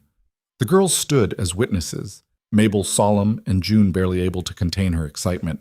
Judge Thompson was a gray-haired man with kind eyes who'd known Caleb since he was a boy. He kept the ceremony short and businesslike, as requested. When he got to the part about speaking now or forever holding your peace, the silence in the room felt heavy enough to crush bones. Do you, Caleb James Holt, take Elena Marie Voss to be your lawfully wedded wife? I do. And do you, Elena Marie Voss, take Caleb James Holt to be your lawfully wedded husband? Elena's mouth went dry. For a split second, she saw Thomas's face, her first husband, the man she'd actually loved. The betrayal of standing here making these promises to someone else nearly choked her. Then she felt June's small hand slip into hers, warm and trusting. I do. Judge Thompson smiled gently. By the power vested in me by Montana Territory, I now pronounce you husband and wife. Caleb, you may kiss your bride. Caleb looked at Elena with something close to panic. They hadn't discussed this part. Elena tilted her head slightly, a question. He leaned in and pressed his lips to her forehead instead of her mouth. Brief, brotherly, safe. June clapped anyway. They signed the papers in silence. Judge Thompson filed them away and shook Caleb's hand. Congratulations. I hope this brings you both some peace. Thank you, Thomas.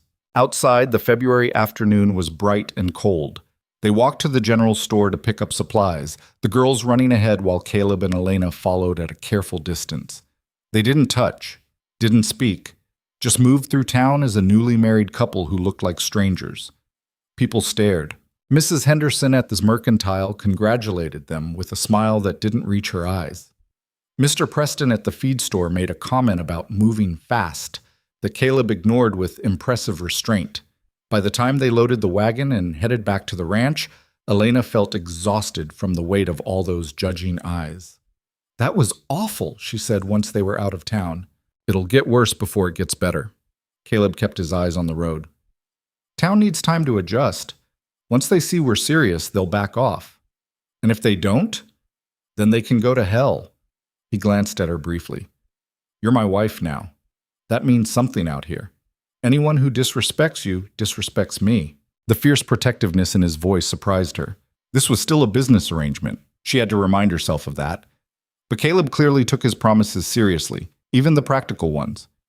When they got back to the ranch, Mrs. Talbot had prepared a small dinner to celebrate. Nothing fancy, roast beef, potatoes, vegetables from the root cellar. But she'd set the table with the good china and lit candles, and the gesture made Elena's throat tight. You didn't have to do this. Of course I did. You're mistress of this house now. Mrs. Talbot's expression was complicated, approval mixed with worry. Might as well act like it. They ate dinner as a family for the first time. Caleb sat at the head of the table with Elena on his right, the girls across from her. It felt strange and formal, and nothing like the dinners Elena remembered from her first marriage, where she and Thomas had laughed over their tiny kitchen table in their drafty homestead. This was different. Careful. Like everyone was trying not to break something fragile. After dinner, Caleb excused himself to check on the evening chores. The moment he left, June turned to Elena with shining eyes. Are you going to move into Papa's room now? Elena nearly choked on her water. No, sweetheart. I'm staying in my room. But married people sleep together. That's what Mama and Papa did. Every marriage is different. Your father and I have an arrangement that works for us. Mabel studied Elena with those sharp, knowing eyes. You're not really married like Mama and Papa were. No, we're married in a different way. Does that make you sad? The question was so direct it knocked the air from Elena's lungs. She looked at this 9-year-old girl who'd already learned that love wasn't simple or safe, and decided honesty was still the best policy. Sometimes, but mostly I'm just grateful to be here. Do you wish Papa loved you? I wish a lot of things, Mabel, but wishing doesn't change reality.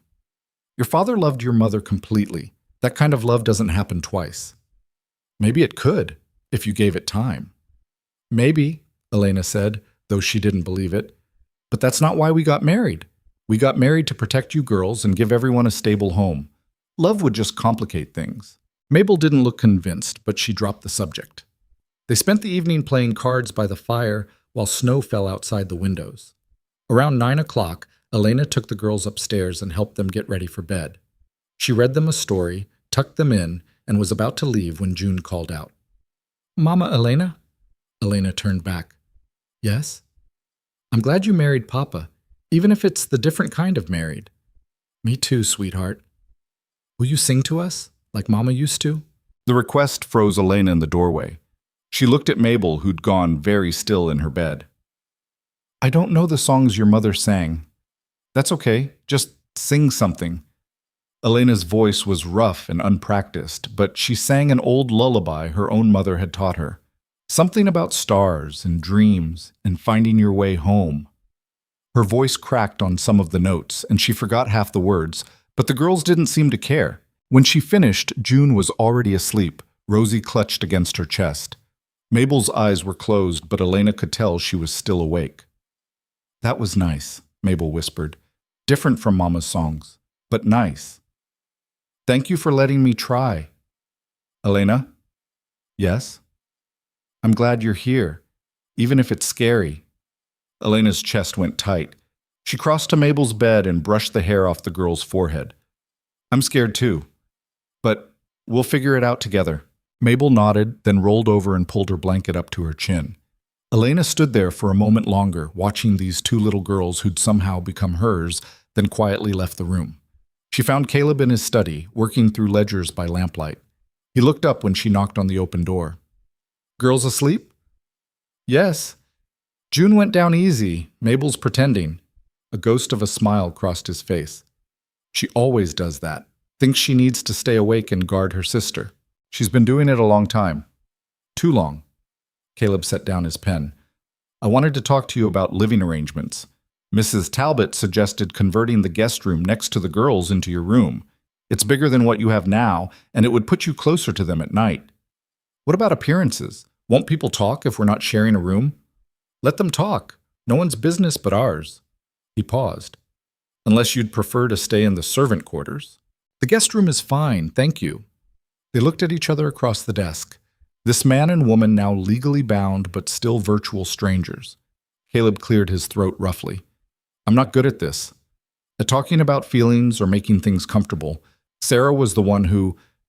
He stopped himself.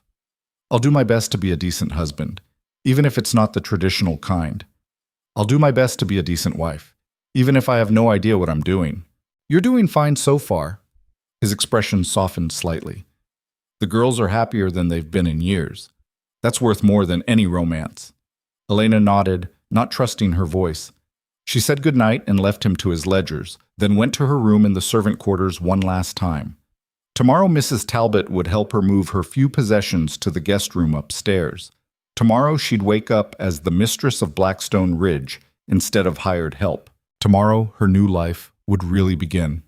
She lay awake for hours, listening to the ranch settle into sleep around her, wondering what the hell she'd gotten herself into. The answer came 3 days later in the form of smoke. Elena was in the kitchen helping Mrs. Talbot prepare lunch when Davis burst through the back door, wild-eyed and breathing hard. Fire in the east pasture, spreading fast. Mrs. Talbot's face went white. How bad? Bad. Mr. Holt's already out there with half the men. He sent me back for more hands and supplies. Davis looked at Elena. Mrs. Holt, you need to keep the girls inside. If the wind shifts, this could get ugly. Mrs. Holt. The name still felt foreign, but Elena nodded. Where are they now? Upstairs in their room.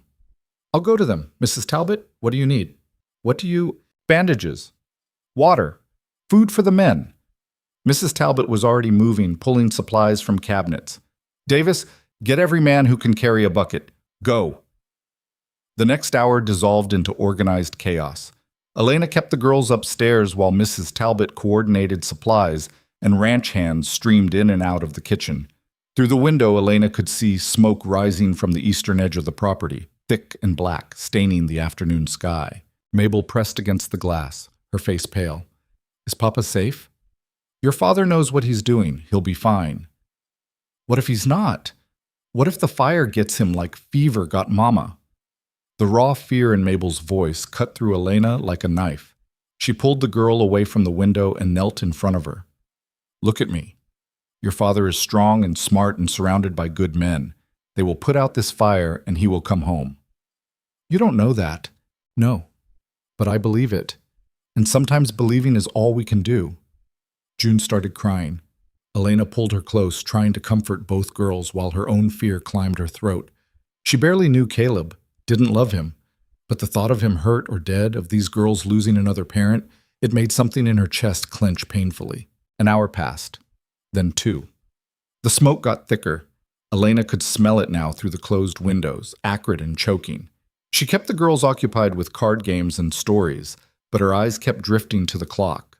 Finally, as dusk started to fall, she heard horses and voices in the yard. She told the girls to stay put and ran downstairs. Through the kitchen window, she could see men stumbling toward the house, blackened with soot and exhausted. Caleb was among them. Relief hit her so hard she had to grab the doorframe to stay upright. He was alive, filthy and clearly exhausted, but alive. Mrs. Talbot immediately began organizing care, water for washing, food for eating, places for the most exhausted men to rest. Caleb saw Elena in the doorway and walked over. Up close, she could see the burn on his left hand, the way he was favoring his right leg, the exhaustion carved into every line of his face. How bad? She asked quietly. Lost about 50 acres of grazing land. Could have been worse. His voice was hoarse from smoke. We contained it before it reached the cattle or any buildings. Your hand, it's nothing, just a burn from a shovel handle. Let me see. Elena, I'm fine. Let me see your hand, Caleb. Something in her tone made him obey. He held out his left hand and Elena gently turned it palm up. The burn ran across the base of his fingers, red and angry. Not serious enough for a doctor, but painful. Mrs. Talbot, Elena called, I need clean water bandages and that salve you keep for burns. She led Caleb to a chair and made him sit while she cleaned and dressed the burn. His hand was rough with calluses, strong even when injured. He watched her work with an unreadable expression. You're bossy when you're worried. I'm not worried, I'm practical. You ran down here the second you heard horses. Elena focused on wrapping the bandage, her fingers working carefully around his damaged skin. The girls were scared. I needed to check on you so I could tell them you were safe. That's the only reason? She looked up and found him watching her with an intensity that made her breath catch. For a second, something passed between them, something complicated and unnamed that had nothing to do with their practical arrangement. Then Mabel's voice cut through the moment. "Papa!" Both girls came running down the stairs and threw themselves at Caleb. He wrapped his good arm around them and pulled them close, his face buried in their hair. When he looked up again, his eyes were suspiciously bright. "I'm all right, just dirty and tired." "We were so scared," June whispered against his chest. "I know, baby girl, but I'm home now." Elena stepped back to give them space, but Caleb's hand shot out and caught her wrist. His grip was gentle but firm. "Stay." She stayed. The four of them stood there in the kitchen, this makeshift family held together by necessity and fear, and the stubborn refusal to let tragedy win. Around them, ranch hands ate and drank and slowly recovered from fighting a fire that could have destroyed everything. Later, after everyone had eaten and the men had dispersed to their quarters, Elena helped Caleb upstairs. He protested that he could manage alone, but she could see the pain in his leg and the exhaustion in every movement. She got him to his bedroom door and paused. She'd never been inside. It felt like crossing a boundary that their arrangement didn't permit. "I can handle it from here," Caleb said. "Your leg, His bruise not broken. I've had worse." He looked at her for a long moment. "Thank you. For taking care of the girls today. For staying calm when things got scary. That's what you married me for, isn't it? Practical help." "Yeah." Something shifted in his expression. "But I'm still grateful." He went inside and closed the door, leaving Elena alone in the hallway. She checked on the girls one more time, both asleep, exhausted from fear and relief, then went to her own room, the guest room that was now hers. Bigger than the servant quarters, with a real window overlooking the front yard and furniture that didn't creak when she moved. She changed into her nightgown and climbed into bed, but sleep wouldn't come. Her mind kept replaying the moment Caleb's hand had caught her wrist. Stay. Like he needed her there. Like she was more than just practical help. It was dangerous to read too much into it. This was a business arrangement. He'd made that clear. She'd agreed to it. Wanting more would only lead to disappointment and pain. But alone in the dark, Elena let herself admit that maybe, just maybe, she wanted more anyway. The next morning, reality arrived with bad news. Caleb came down to breakfast with his jaw set and anger in his eyes. He dropped a piece of paper on the table in front of Elena. This was nailed to the barn door sometime during the night. Elena picked it up. The handwriting was crude, but the message was clear. Fire was just a warning. Sell while you still can. Ice water flooded her veins. Granger. Can't prove it, but yes. Caleb poured himself coffee with sharp, angry movements. He waited until we were exhausted from fighting the fire, then left his threat. Bastard probably set the fire himself. You don't know that. I know that fires started in 3 separate places simultaneously. I know there's no lightning or other natural cause. And I know Granger told me things would get difficult. Caleb's voice was cold with fury. This is him making good on that threat. Elena thought about the smoke, the fear on the girls' faces, the burn on Caleb's hand. Granger had done this, had risked killing people and destroying a family just to push Caleb into selling. What do? We don't do anything. I handle this. Caleb, you're my wife now. That makes you a target. He set down his coffee cup hard enough that it cracked against the saucer. I won't have you in the middle of this. You stay on the ranch. You take care of the girls. You let me deal with Granger. That's not how partnerships work. This isn't a negotiation, Elena. She stood up slowly, anger rising to meet his. You married me to have someone stand beside you. That's what I'm doing. You don't get to push me aside when things get dangerous. I'm trying to protect you. I don't need protection. I need to know what's happening so I can make informed decisions about my own safety and the safety of those girls upstairs. Elena's voice stayed level but firm. Tell me everything. All of it. What Granger wants. What he's threatened. What your plan is. They faced each other across the breakfast table, 2 stubborn people both used to fighting alone. Finally, Caleb let out a long breath and sat back down. He wants the ranch. All of it. He's been buying up properties around me for years, trying to box me in. My land is the last piece he needs to control the whole valley, the water rights, the grazing land, the trade routes. With Blackstone Ridge, he'd be unstoppable. And you won't sell because this is my home, my legacy for my daughters. Because I built this with Sarah, and I'll be damned if I let a bully take it. His fist clenched on the table. And because if I give in now, Granger wins. He learns he can terrorize people into doing what he wants. So what's his next move? I don't know, but it'll be worse than fire. Caleb met her eyes directly. This is your last chance to back out, Elena. Annul the marriage. Take some money and leave before you get caught in the crossfire. No. You don't understand what you're signing up for. I understand perfectly. You're in a fight with a dangerous man who has money and power and no conscience. He's already tried to ruin my reputation. He set fires on your land. He'll probably escalate until someone gets killed. Elena's voice didn't waver. And I'm still not leaving. Why not? Well, because those girls upstairs need stability. Because you need someone in your corner. And because I'm tired of running from every hard thing that crosses my path. She leaned forward. I've lost everything before, Caleb. My son, my husband, my home, my name. I'm not afraid of Granger taking things from me. I know how to survive with nothing. But I am afraid of spending the rest of my life wondering if I could have made a difference here and chose not to because I was scared. Something in Caleb's expression cracked open. You're either very brave or very stupid. Probably both. He almost smiled. Almost. Then his face hardened again. All right. If you're staying, you need to be prepared. Granger plays dirty. He'll go after anything he thinks is a weakness. The girls, the ranch, you. We need to be ready for anything.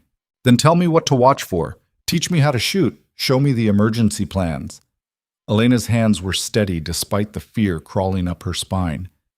If I'm going to be part of this family, let me actually be part of it. Caleb studied her for a long moment. Then he nodded slowly. This afternoon, after the girls' lessons, I'll teach you to handle a rifle. Thank you. Don't thank me yet. If you're a terrible shot, we're both in trouble. As it turned out, Elena wasn't a terrible shot. She wasn't great either, but after an hour of practice in the field behind the barn, she could at least hit a target more often than not. Caleb stood behind her, adjusting her stance, his hands on her shoulders, positioning her correctly. Every touch was professional and brief, but Elena found herself hyper-aware of his closeness. Breathe out as you squeeze the trigger. Don't jerk it. She followed his instructions. The rifle kicked against her shoulder, and the tin can 50 feet away jumped. Better. Again. They practiced until her shoulder ached and the light started to fail. When they walked back to the house, Caleb seemed more relaxed than he had all day. You did well. Another week of practice and you'll be decent. High praise from a cattle baron. I don't give praise I don't mean. He paused at the porch steps. Sarah never learned to shoot. She was terrified of guns. Used to make me lock them all up when the girls were small. It was the first time he'd voluntarily mentioned his first wife to Elena. She wasn't sure how to respond. The girls, do they know how to shoot? Mabel does, a little. June's too young. His expression was distant. I should teach Mabel more, just in case. In case of what? In case I'm not here and someone needs to protect this family. The words hung in the cold evening air like a premonition. Elena shivered, and it wasn't just from the temperature. That night, she couldn't sleep. She lay in her new bedroom listening to the house settle, thinking about fires and threats, and the man down the hall who'd married her to solve a problem and now seemed surprised that she actually wanted to help. Around midnight, she heard footsteps in the hallway. Then a knock on her door. Elena, you awake? She pulled on her robe and opened the door to find Caleb standing there in his nightshirt, barefoot, looking uncomfortable. What's wrong? June had a nightmare. She's asking for you. Elena followed him down the hall to the girls' room. June was sitting up in bed crying softly, Rosie clutched against her chest. Mabel was awake too, hovering protectively beside her sister. Mama Elena, June whimpered when she saw Elena. Elena sat on the edge of the bed and pulled the little girl into her arms. I'm here, sweetheart. What did you dream? Fire. Everything was burning and I couldn't find you or Papa or Mabel. June's voice was muffled against Elena's shoulder. Everyone disappeared and I was alone. That sounds terrifying, but it was just a dream. We're all here. We're all safe. What if it happens again? What if the bad man comes back? Elena looked up at Caleb, who stood in the doorway looking helpless. Then she looked at Mabel, who was trying so hard to be brave while clearly being just as scared as her sister. Come here, both of you. Mabel hesitated, then climbed onto the bed. Caleb started to leave, but Elena stopped him. You too. Elena, get over here, Caleb. He obeyed, sitting awkwardly on the other side of June's bed. Elena gathered all three of them close, June in her lap, Mabel pressed against her side, Caleb's hand resting on June's back. They sat there in the lamplight, this family held together by fear and determination, and something that was starting to feel almost like love. Listen to me, all of you, Elena said quietly. Bad things happen. Fires, nightmares, people who want to hurt us. We can't stop all of it, but we can face it together. We can protect each other. We can be brave even when we're scared. Like you? June asked. Like all of us. Elena looked at each of them in turn. Your father who fights fires to protect this ranch, Mabel who takes care of her sister every single night, June who keeps trying even when she's afraid. We're all brave in our own ways. And you? Mabel asked. How are you brave? Elena thought about the iron gate she'd stood outside 3 weeks ago. The journey that had brought her here. The choice to stay when leaving would have been easier. I'm brave because I chose to love you all, even though I knew it would hurt if I lost you. That's the hardest kind of brave. The words came out before she could stop them. Love. She'd said love to a man she'd married for practical reasons, and 2 girls who weren't actually hers. But looking at their faces in the lamplight, Caleb's expression caught between grief and hope, Mabel's fierce protectiveness, June's absolute trust. Elena realized it was true. Somewhere between that first dinner and rifle practice and nights spent reading stories, she'd fallen in love with this broken family, and that terrified her more than any threat from Granger ever could. After that night, something shifted in the house. Not dramatically, not like some fairy tale transformation, just small changes that accumulated like snow, quiet and persistent, until suddenly everything looked different. Caleb started joining them for breakfast instead of eating alone in his study. The girls laughed more freely. Elena caught herself humming while she worked, then stopped in surprise because she hadn't hummed in years. Mrs. Talbot watched it all with knowing eyes and kept her opinions to herself, though her smiles said plenty. But Granger's threat still hung over them like a storm waiting to break. 2 weeks after the fire, Elena was in town with Davis, Caleb's strict orders about never going alone, when she overheard a conversation outside the bank. 2 men in expensive suits, their voices carrying through the cold air. Granger's getting impatient, says Holt's new wife is making him stubborn. The widow? Word is she's got nothing to lose, makes her dangerous. Or desperate. Granger thinks she's the key. Break her and Holt breaks with her. Elena's blood went cold. She ducked into the mercantile before they could see her, her heart hammering against her ribs. Davis followed, his hand resting casually on his pistol. You heard that? Every word. Elena's hands were shaking. We need to get back to the ranch. They loaded the supplies in record time and rode hard. Elena barely registered the cold wind or the jarring wagon ride. All she could think about was Granger's plan. Break her. How? Another fire?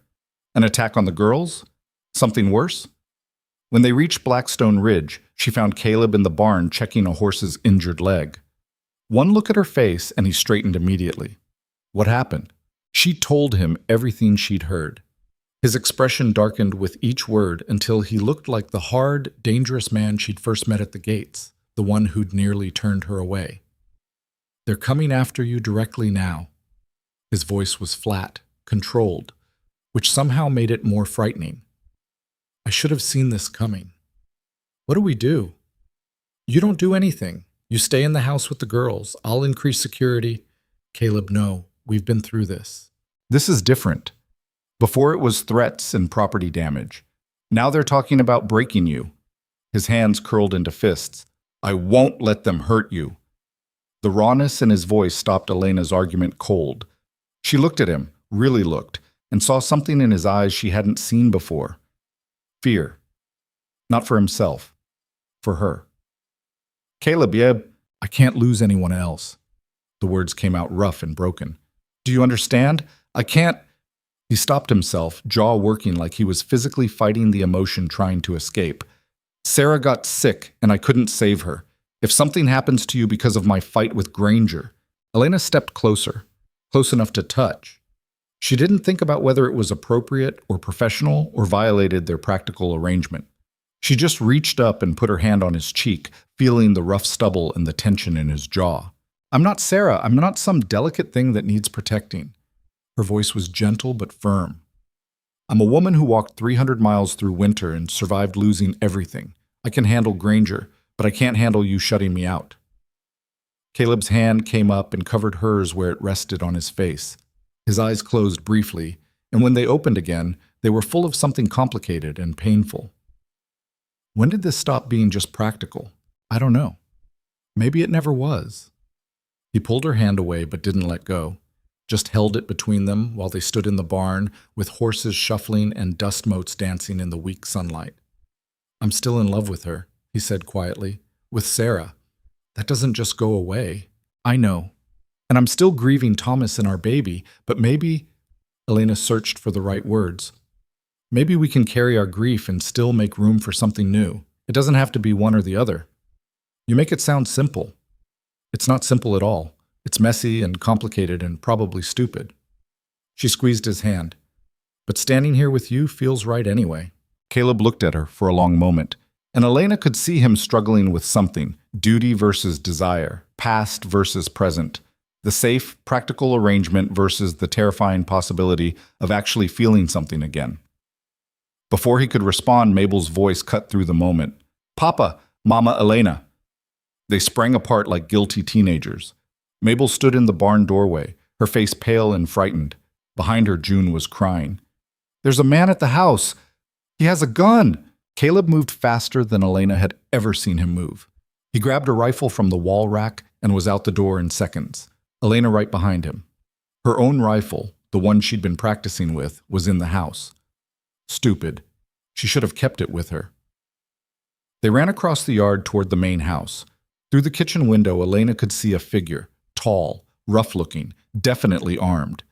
Mrs. Talbot was backed against the far wall, her face white with terror. Girls, stay here, Caleb ordered. Elena, I'm coming with you. For once in your life, woman, just listen. Not a chance. He looked like he wanted to argue, but there wasn't time. They moved toward the house together, Caleb's rifle raised, Elena wishing desperately that she was armed. When they burst through the kitchen door, the man spun around, his hand dropping to his pistol. Easy. Caleb's voice was cold as winter steel. You're on my property uninvited. Give me one reason I shouldn't shoot you where you stand. The man was young, maybe 25, with mean eyes and a nervous energy that made Elena's skin crawl. One of Granger's hired guns, probably. Just delivering a message. His hand stayed near his pistol. Mr. Granger wants to make you an offer. Final offer. Sell the ranch for fair price or things get real unpleasant for your family. Get out. He's serious, Holt. He's tired of playing games. Says your new wife looks like she scares easy. Be a shame if something happened to her.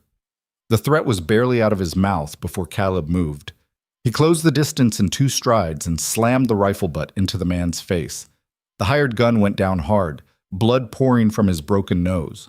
You come onto my property. You threaten my family. You put your hand near your weapon in my kitchen. Caleb's voice was deadly quiet. He pressed the rifle barrel against the man's chest. Give me one good reason I don't kill you right now. Caleb, don't. Elena's voice cut through the violence. He's not worth it.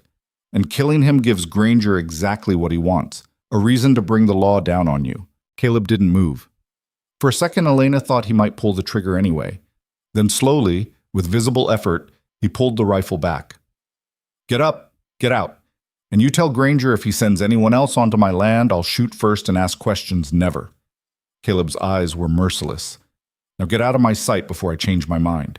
The man scrambled to his feet and ran, blood streaming down his face. They heard his horse gallop away at full speed. Silence filled the kitchen, broken only by Mrs. Talbot's shaky breathing. Elena moved to the older woman first. Are you hurt? No, just scared. He came through the back door like he owned the place, Started making threats about you and the girls.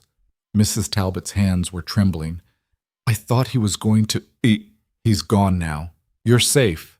Caleb set his rifle down carefully and braced his hands on the table. His shoulders were shaking, rage or fear or both. Elena touched his back gently. We need to talk, now. All of us. He nodded without looking up.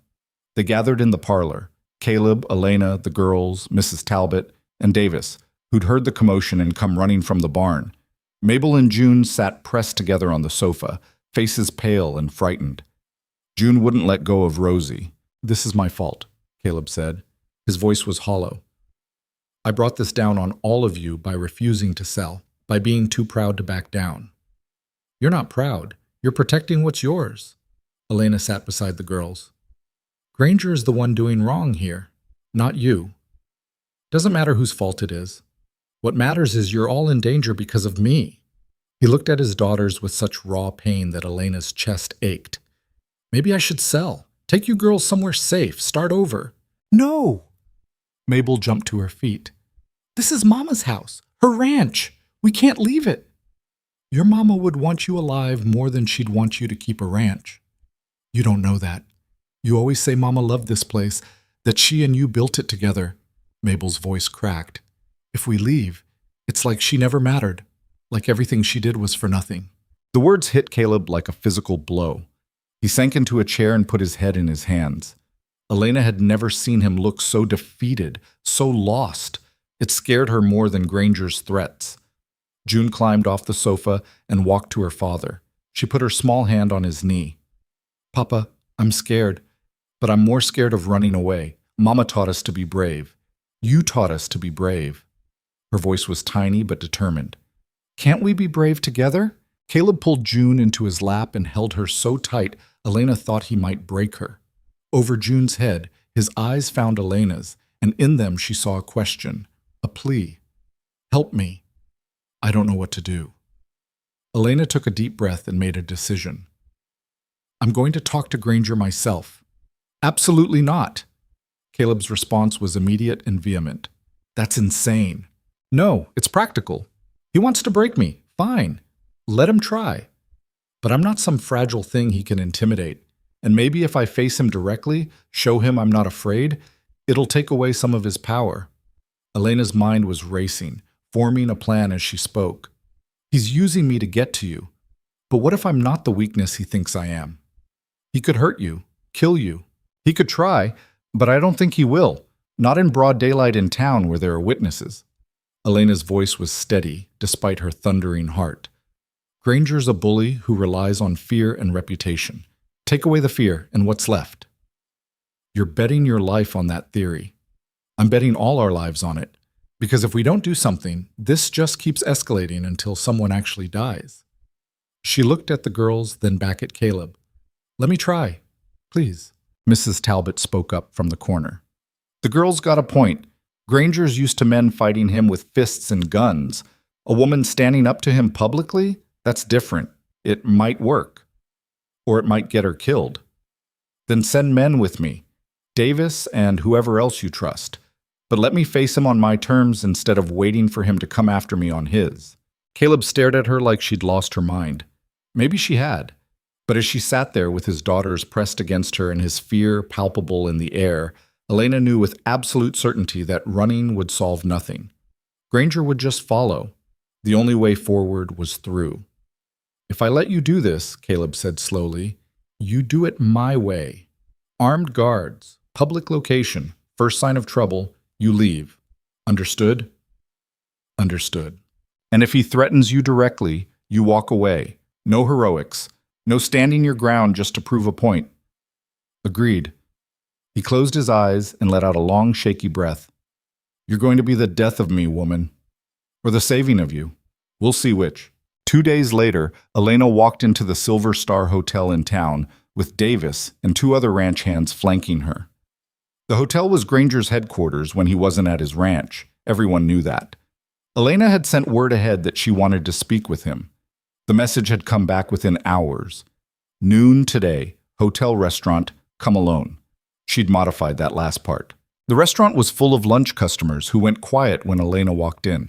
A woman in a nice dress with 3 armed men behind her. That was enough to stop any conversation. Elena ignored the stares and walked straight to the corner table where Silas Granger sat with his hired gun and another man in an expensive suit. Up close, Granger looked older than she remembered, weathered and hard, with those dead fish eyes that showed no warmth or humanity. He looked her up and down like she was livestock. "Mrs. Holt, how bold of you to request this meeting." His voice was smooth and cold. "Your husband know you're here?" "My husband knows everything I do, Mr. Granger. We don't keep secrets." Elena remained standing. She hadn't been invited to sit, and she wasn't going to ask. "I came to deliver a message." "Oh? And what message would that be?" "Leave my family alone," Granger laughed, that same ugly sound she'd heard outside the ranch. "Your family? You've been married, what, 3 weeks? And you're already playing the devoted wife." "I don't play at anything. Those girls are under my protection. This ranch is my home. You threaten them, you threaten me, so I'm here to tell you clearly, back off." "Or what?" Granger's amusement faded. "You'll shoot me? Have your men kill me? We both know you're not that stupid." "No, but I am that determined."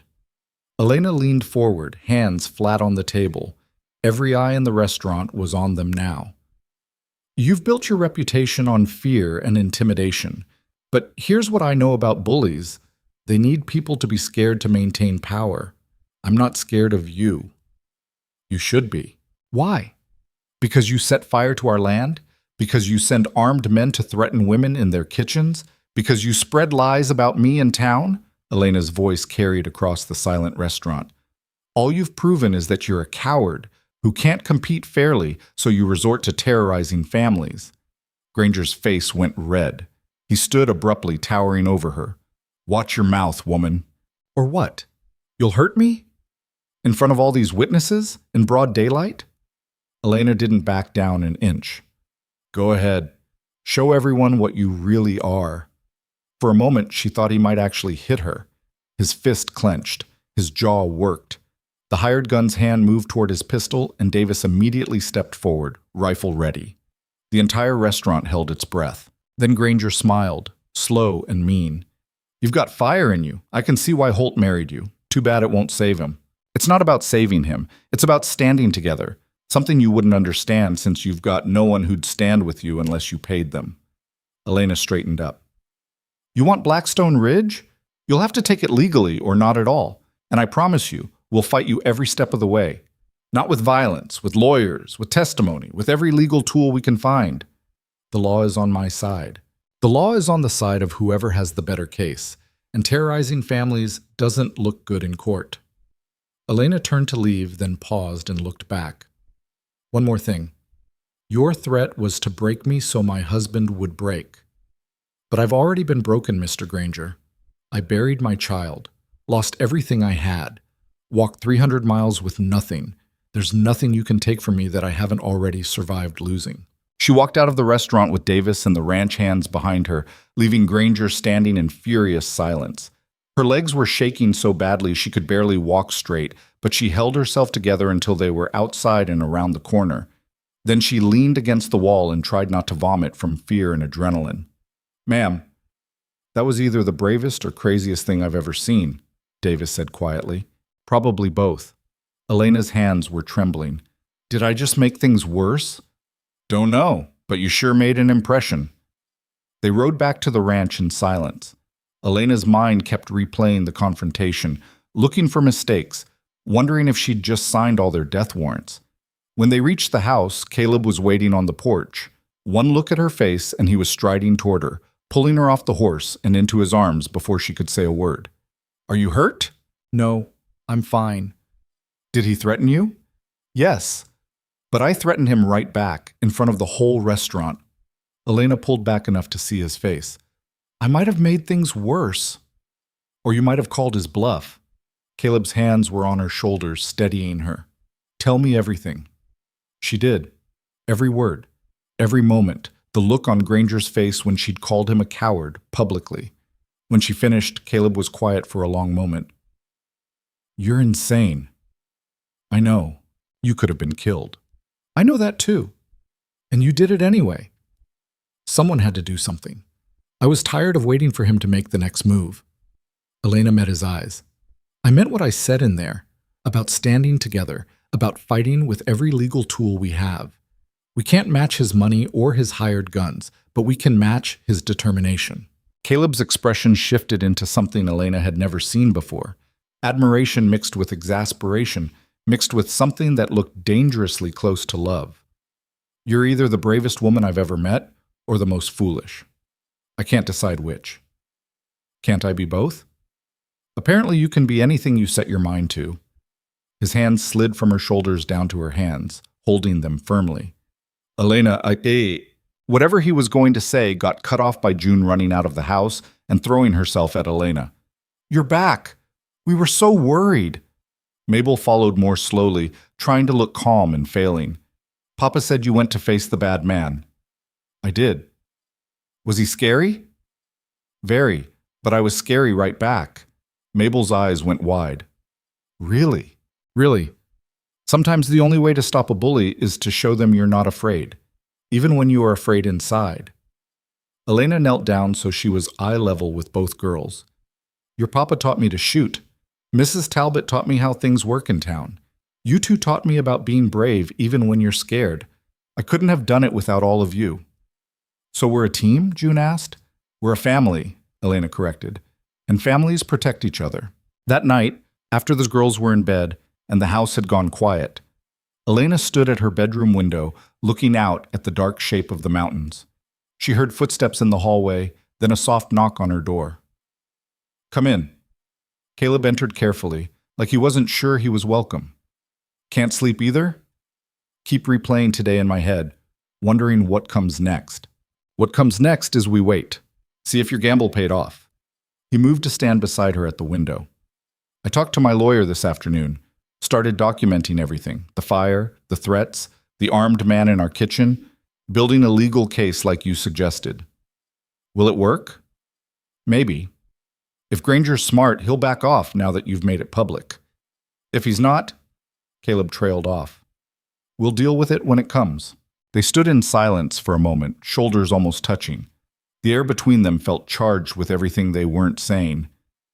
I've been thinking, Caleb said quietly, about what you said in the barn, about carrying grief and making room for something new. Elena's heart started beating faster. And I think you're right. I think... He stopped himself, jaw tightening. Hell, I'm not good at this. Sarah was the one who knew how to talk about feelings. I just worked, provided, kept things running. Caleb, you don't have to... Yes, I do. Because you walked into Granger's territory alone and faced him down when I couldn't even admit I was terrified of losing you. You're braver than I am. You deserve honesty. He turned to face her fully, and in the dim light from the lamp, Elena could see vulnerability in his expression that took her breath away. I loved Sarah with everything I had. When she died, I thought that was it, that I'd used up all my capacity to love anyone. The best I could do was survive and try to raise our daughters without completely failing them. His voice roughened. Then you showed up at my gates half dead and determined, and you turned everything sideways. You made my daughters laugh again. You taught them it was okay to grieve. You stood up to a man who terrifies most of the territory. And somewhere in all of that, He stopped, the words catching in his throat. Elena reached up and touched his face, the same gesture she'd made in the barn. Say it. I'm falling in love with you. The admission came out rough and broken. I don't want to be. It feels like betraying Sarah's memory, but I can't help it. You've become so important, to me, to the girls, to this whole place, that the thought of anything happening to you makes me feel like I did when Sarah was dying, like I can't breathe. Elena's eyes burned with tears. Caleb, you don't have to say anything back. I know this wasn't the deal. You married me for protection and stability, not for some widower's confused feelings. But I needed you to know that you're not just... She kissed him. It wasn't planned. It wasn't smooth or practiced. She just stood on her toes and pressed her lips to his, cutting off his rambling explanation with the most honest response she could give. For a second he froze. Then his arms came around her and he kissed her back with a desperate intensity that spoke of months of loneliness and grief and the terrifying realization that maybe, Possibly, life wasn't over after all. When they finally pulled apart, both breathing hard, Elena rested her forehead against his chest. I love you too. I've been trying not to, trying to keep it practical and safe. But I love you anyway. I love your daughters. I love this ranch. I love the life we're building, even though it's messy and complicated, and we're both still grieving people we lost. Caleb's hand came up to cup the back of her head. What do we do now? We keep going. We fight Granger. We raise the girls. We figure out how to be a family. Elena pulled back enough to see his face. And maybe we stop pretending this is just a practical arrangement. I'd like that. He kissed her again, softer this time. Though fair warning, I have no idea how to court a woman I'm already married to. We'll figure it out as we go. We're good at that. 3 weeks later, a lawyer arrived at Blackstone Ridge with news. Silas Granger was backing off. Not completely. He'd filed paperwork contesting some of the water rights, preparing for a legal battle instead of a violent one. But the threats had stopped. The harassment had ended. He'd even recalled his hired guns from the territory. Your wife's public confrontation made waves, the lawyer explained to Caleb. Half the town saw her call him a coward. The other half heard about it within hours. Granger's reputation took a hit. He looks like a bully who picks on women. His business partners started asking questions. The town council is watching him more closely. The lawyer smiled slightly. She backed him into a corner where violence would only make him look worse. So it's over? Elena asked. The immediate danger, yes. The legal fight will take months, maybe years, but you're not in physical danger anymore. The lawyer looked between them. I have to say, Mrs. Holt, that was either brilliant strategy or incredible luck. Probably both, Elena said, echoing her words from weeks ago. After the lawyer left, Caleb pulled Elena into his study and closed the door. Then he kissed her thoroughly, relief and love and gratitude all tangled together. You did it. You actually did it. We did it. All of us. Elena smiled against his lips. Though I'd prefer not to have to face down any more cattle barons anytime soon. Agreed. From now on, we face things together, as partners, as... He hesitated. As people who love each other? Yeah, that. The spring came slowly to Montana territory, but when it arrived, it transformed Blackstone Ridge. The snow melted to reveal grass struggling back to life. The burned pastures started showing green shoots. Calves were born in the fields, their mothers protective and fierce. And inside the house, a different kind of transformation was taking place.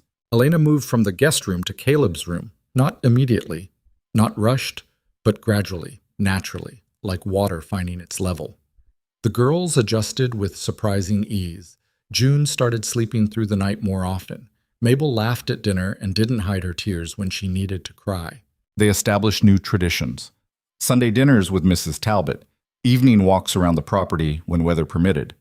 Bedtime stories that sometimes included tales of Sarah, the mother who'd loved these girls first, told with love and respect instead of painful silence. One evening in early May, Elena found Caleb in the bedroom, standing in front of the dresser, where a silver-framed photograph of Sarah still held pride of place. She'd never asked him to remove it. She wouldn't have wanted him to.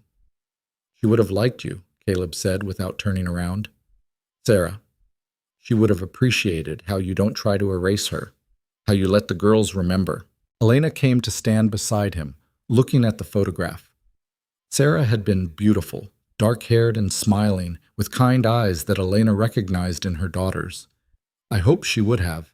I hope she'd forgive me for loving her family. There's nothing to forgive. Caleb's arm came around Elena's waist. I spent 3 years thinking I couldn't have this again. That loving someone meant betraying her memory. But I think...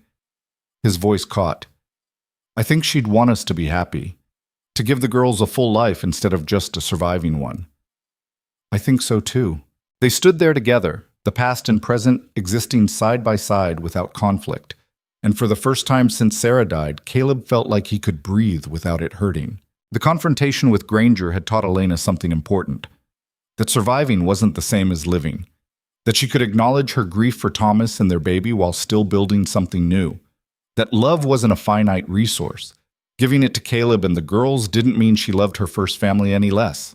It just meant her heart was bigger than she'd known. By summer, the ranch was thriving. The legal battle with Granger dragged on in courts, But without the immediate threat of violence, they could focus on building instead of just defending. Caleb taught Elena the business side of ranching. She taught him that asking for help wasn't weakness. Together, they created something neither could have managed alone. On a warm evening in July, they gathered on the porch after dinner, all four of them. June sat in Elena's lap while Mabel leaned against Caleb's shoulder. The sun was setting over the mountains, painting the sky in shades of gold and pink. "Tell us the story again," June said, "about how Mama Elena came here." It had become June's favorite story, how a woman had shown up at the gates with nothing, and through courage and stubbornness had become part of their family. "It was winter," Elena began, "the coldest winter I'd ever seen, and I was so hungry and tired I could barely stand." She told the story while the sky darkened and stars began to appear. She didn't hide the hard parts, the grief, the fear, the desperation. She didn't pretend it had been easy or smooth or destined. She told the truth, that sometimes you find family in unexpected places, and sometimes the bravest thing you can do is let yourself be loved again after loss. When she finished, Mabel looked up at her with those sharp, perceptive eyes. "Are you still scared sometimes?" "Every day," Elena admitted. "I'm scared something will happen to you girls. Scared your father will realize he made a mistake. Scared I'm not good enough at this mother thing." "You're good at it," Mabel said firmly. "You're not perfect, but you're good. And you stay. That's what matters." The simple truth of it made Elena's chest ache. You stay. After everything, the threats, the fear, the complicated grief, that's what these girls needed most. Someone who stayed. Caleb's hand found Elena's over June's sleeping head. He didn't say anything, but the pressure of his fingers said enough. Later that night, after the girls were in bed, Elena and Caleb stood at their bedroom window, looking out at the ranch. The same view Elena had seen from the guest room, but everything looked different now. Not because the land had changed, but because she had. "Do you ever regret it?" Caleb asked quietly. "Marrying me. Taking on all of this." Elena thought about the iron gates she'd stood outside 7 months ago. The woman she'd been then, broken, desperate, more dead than alive.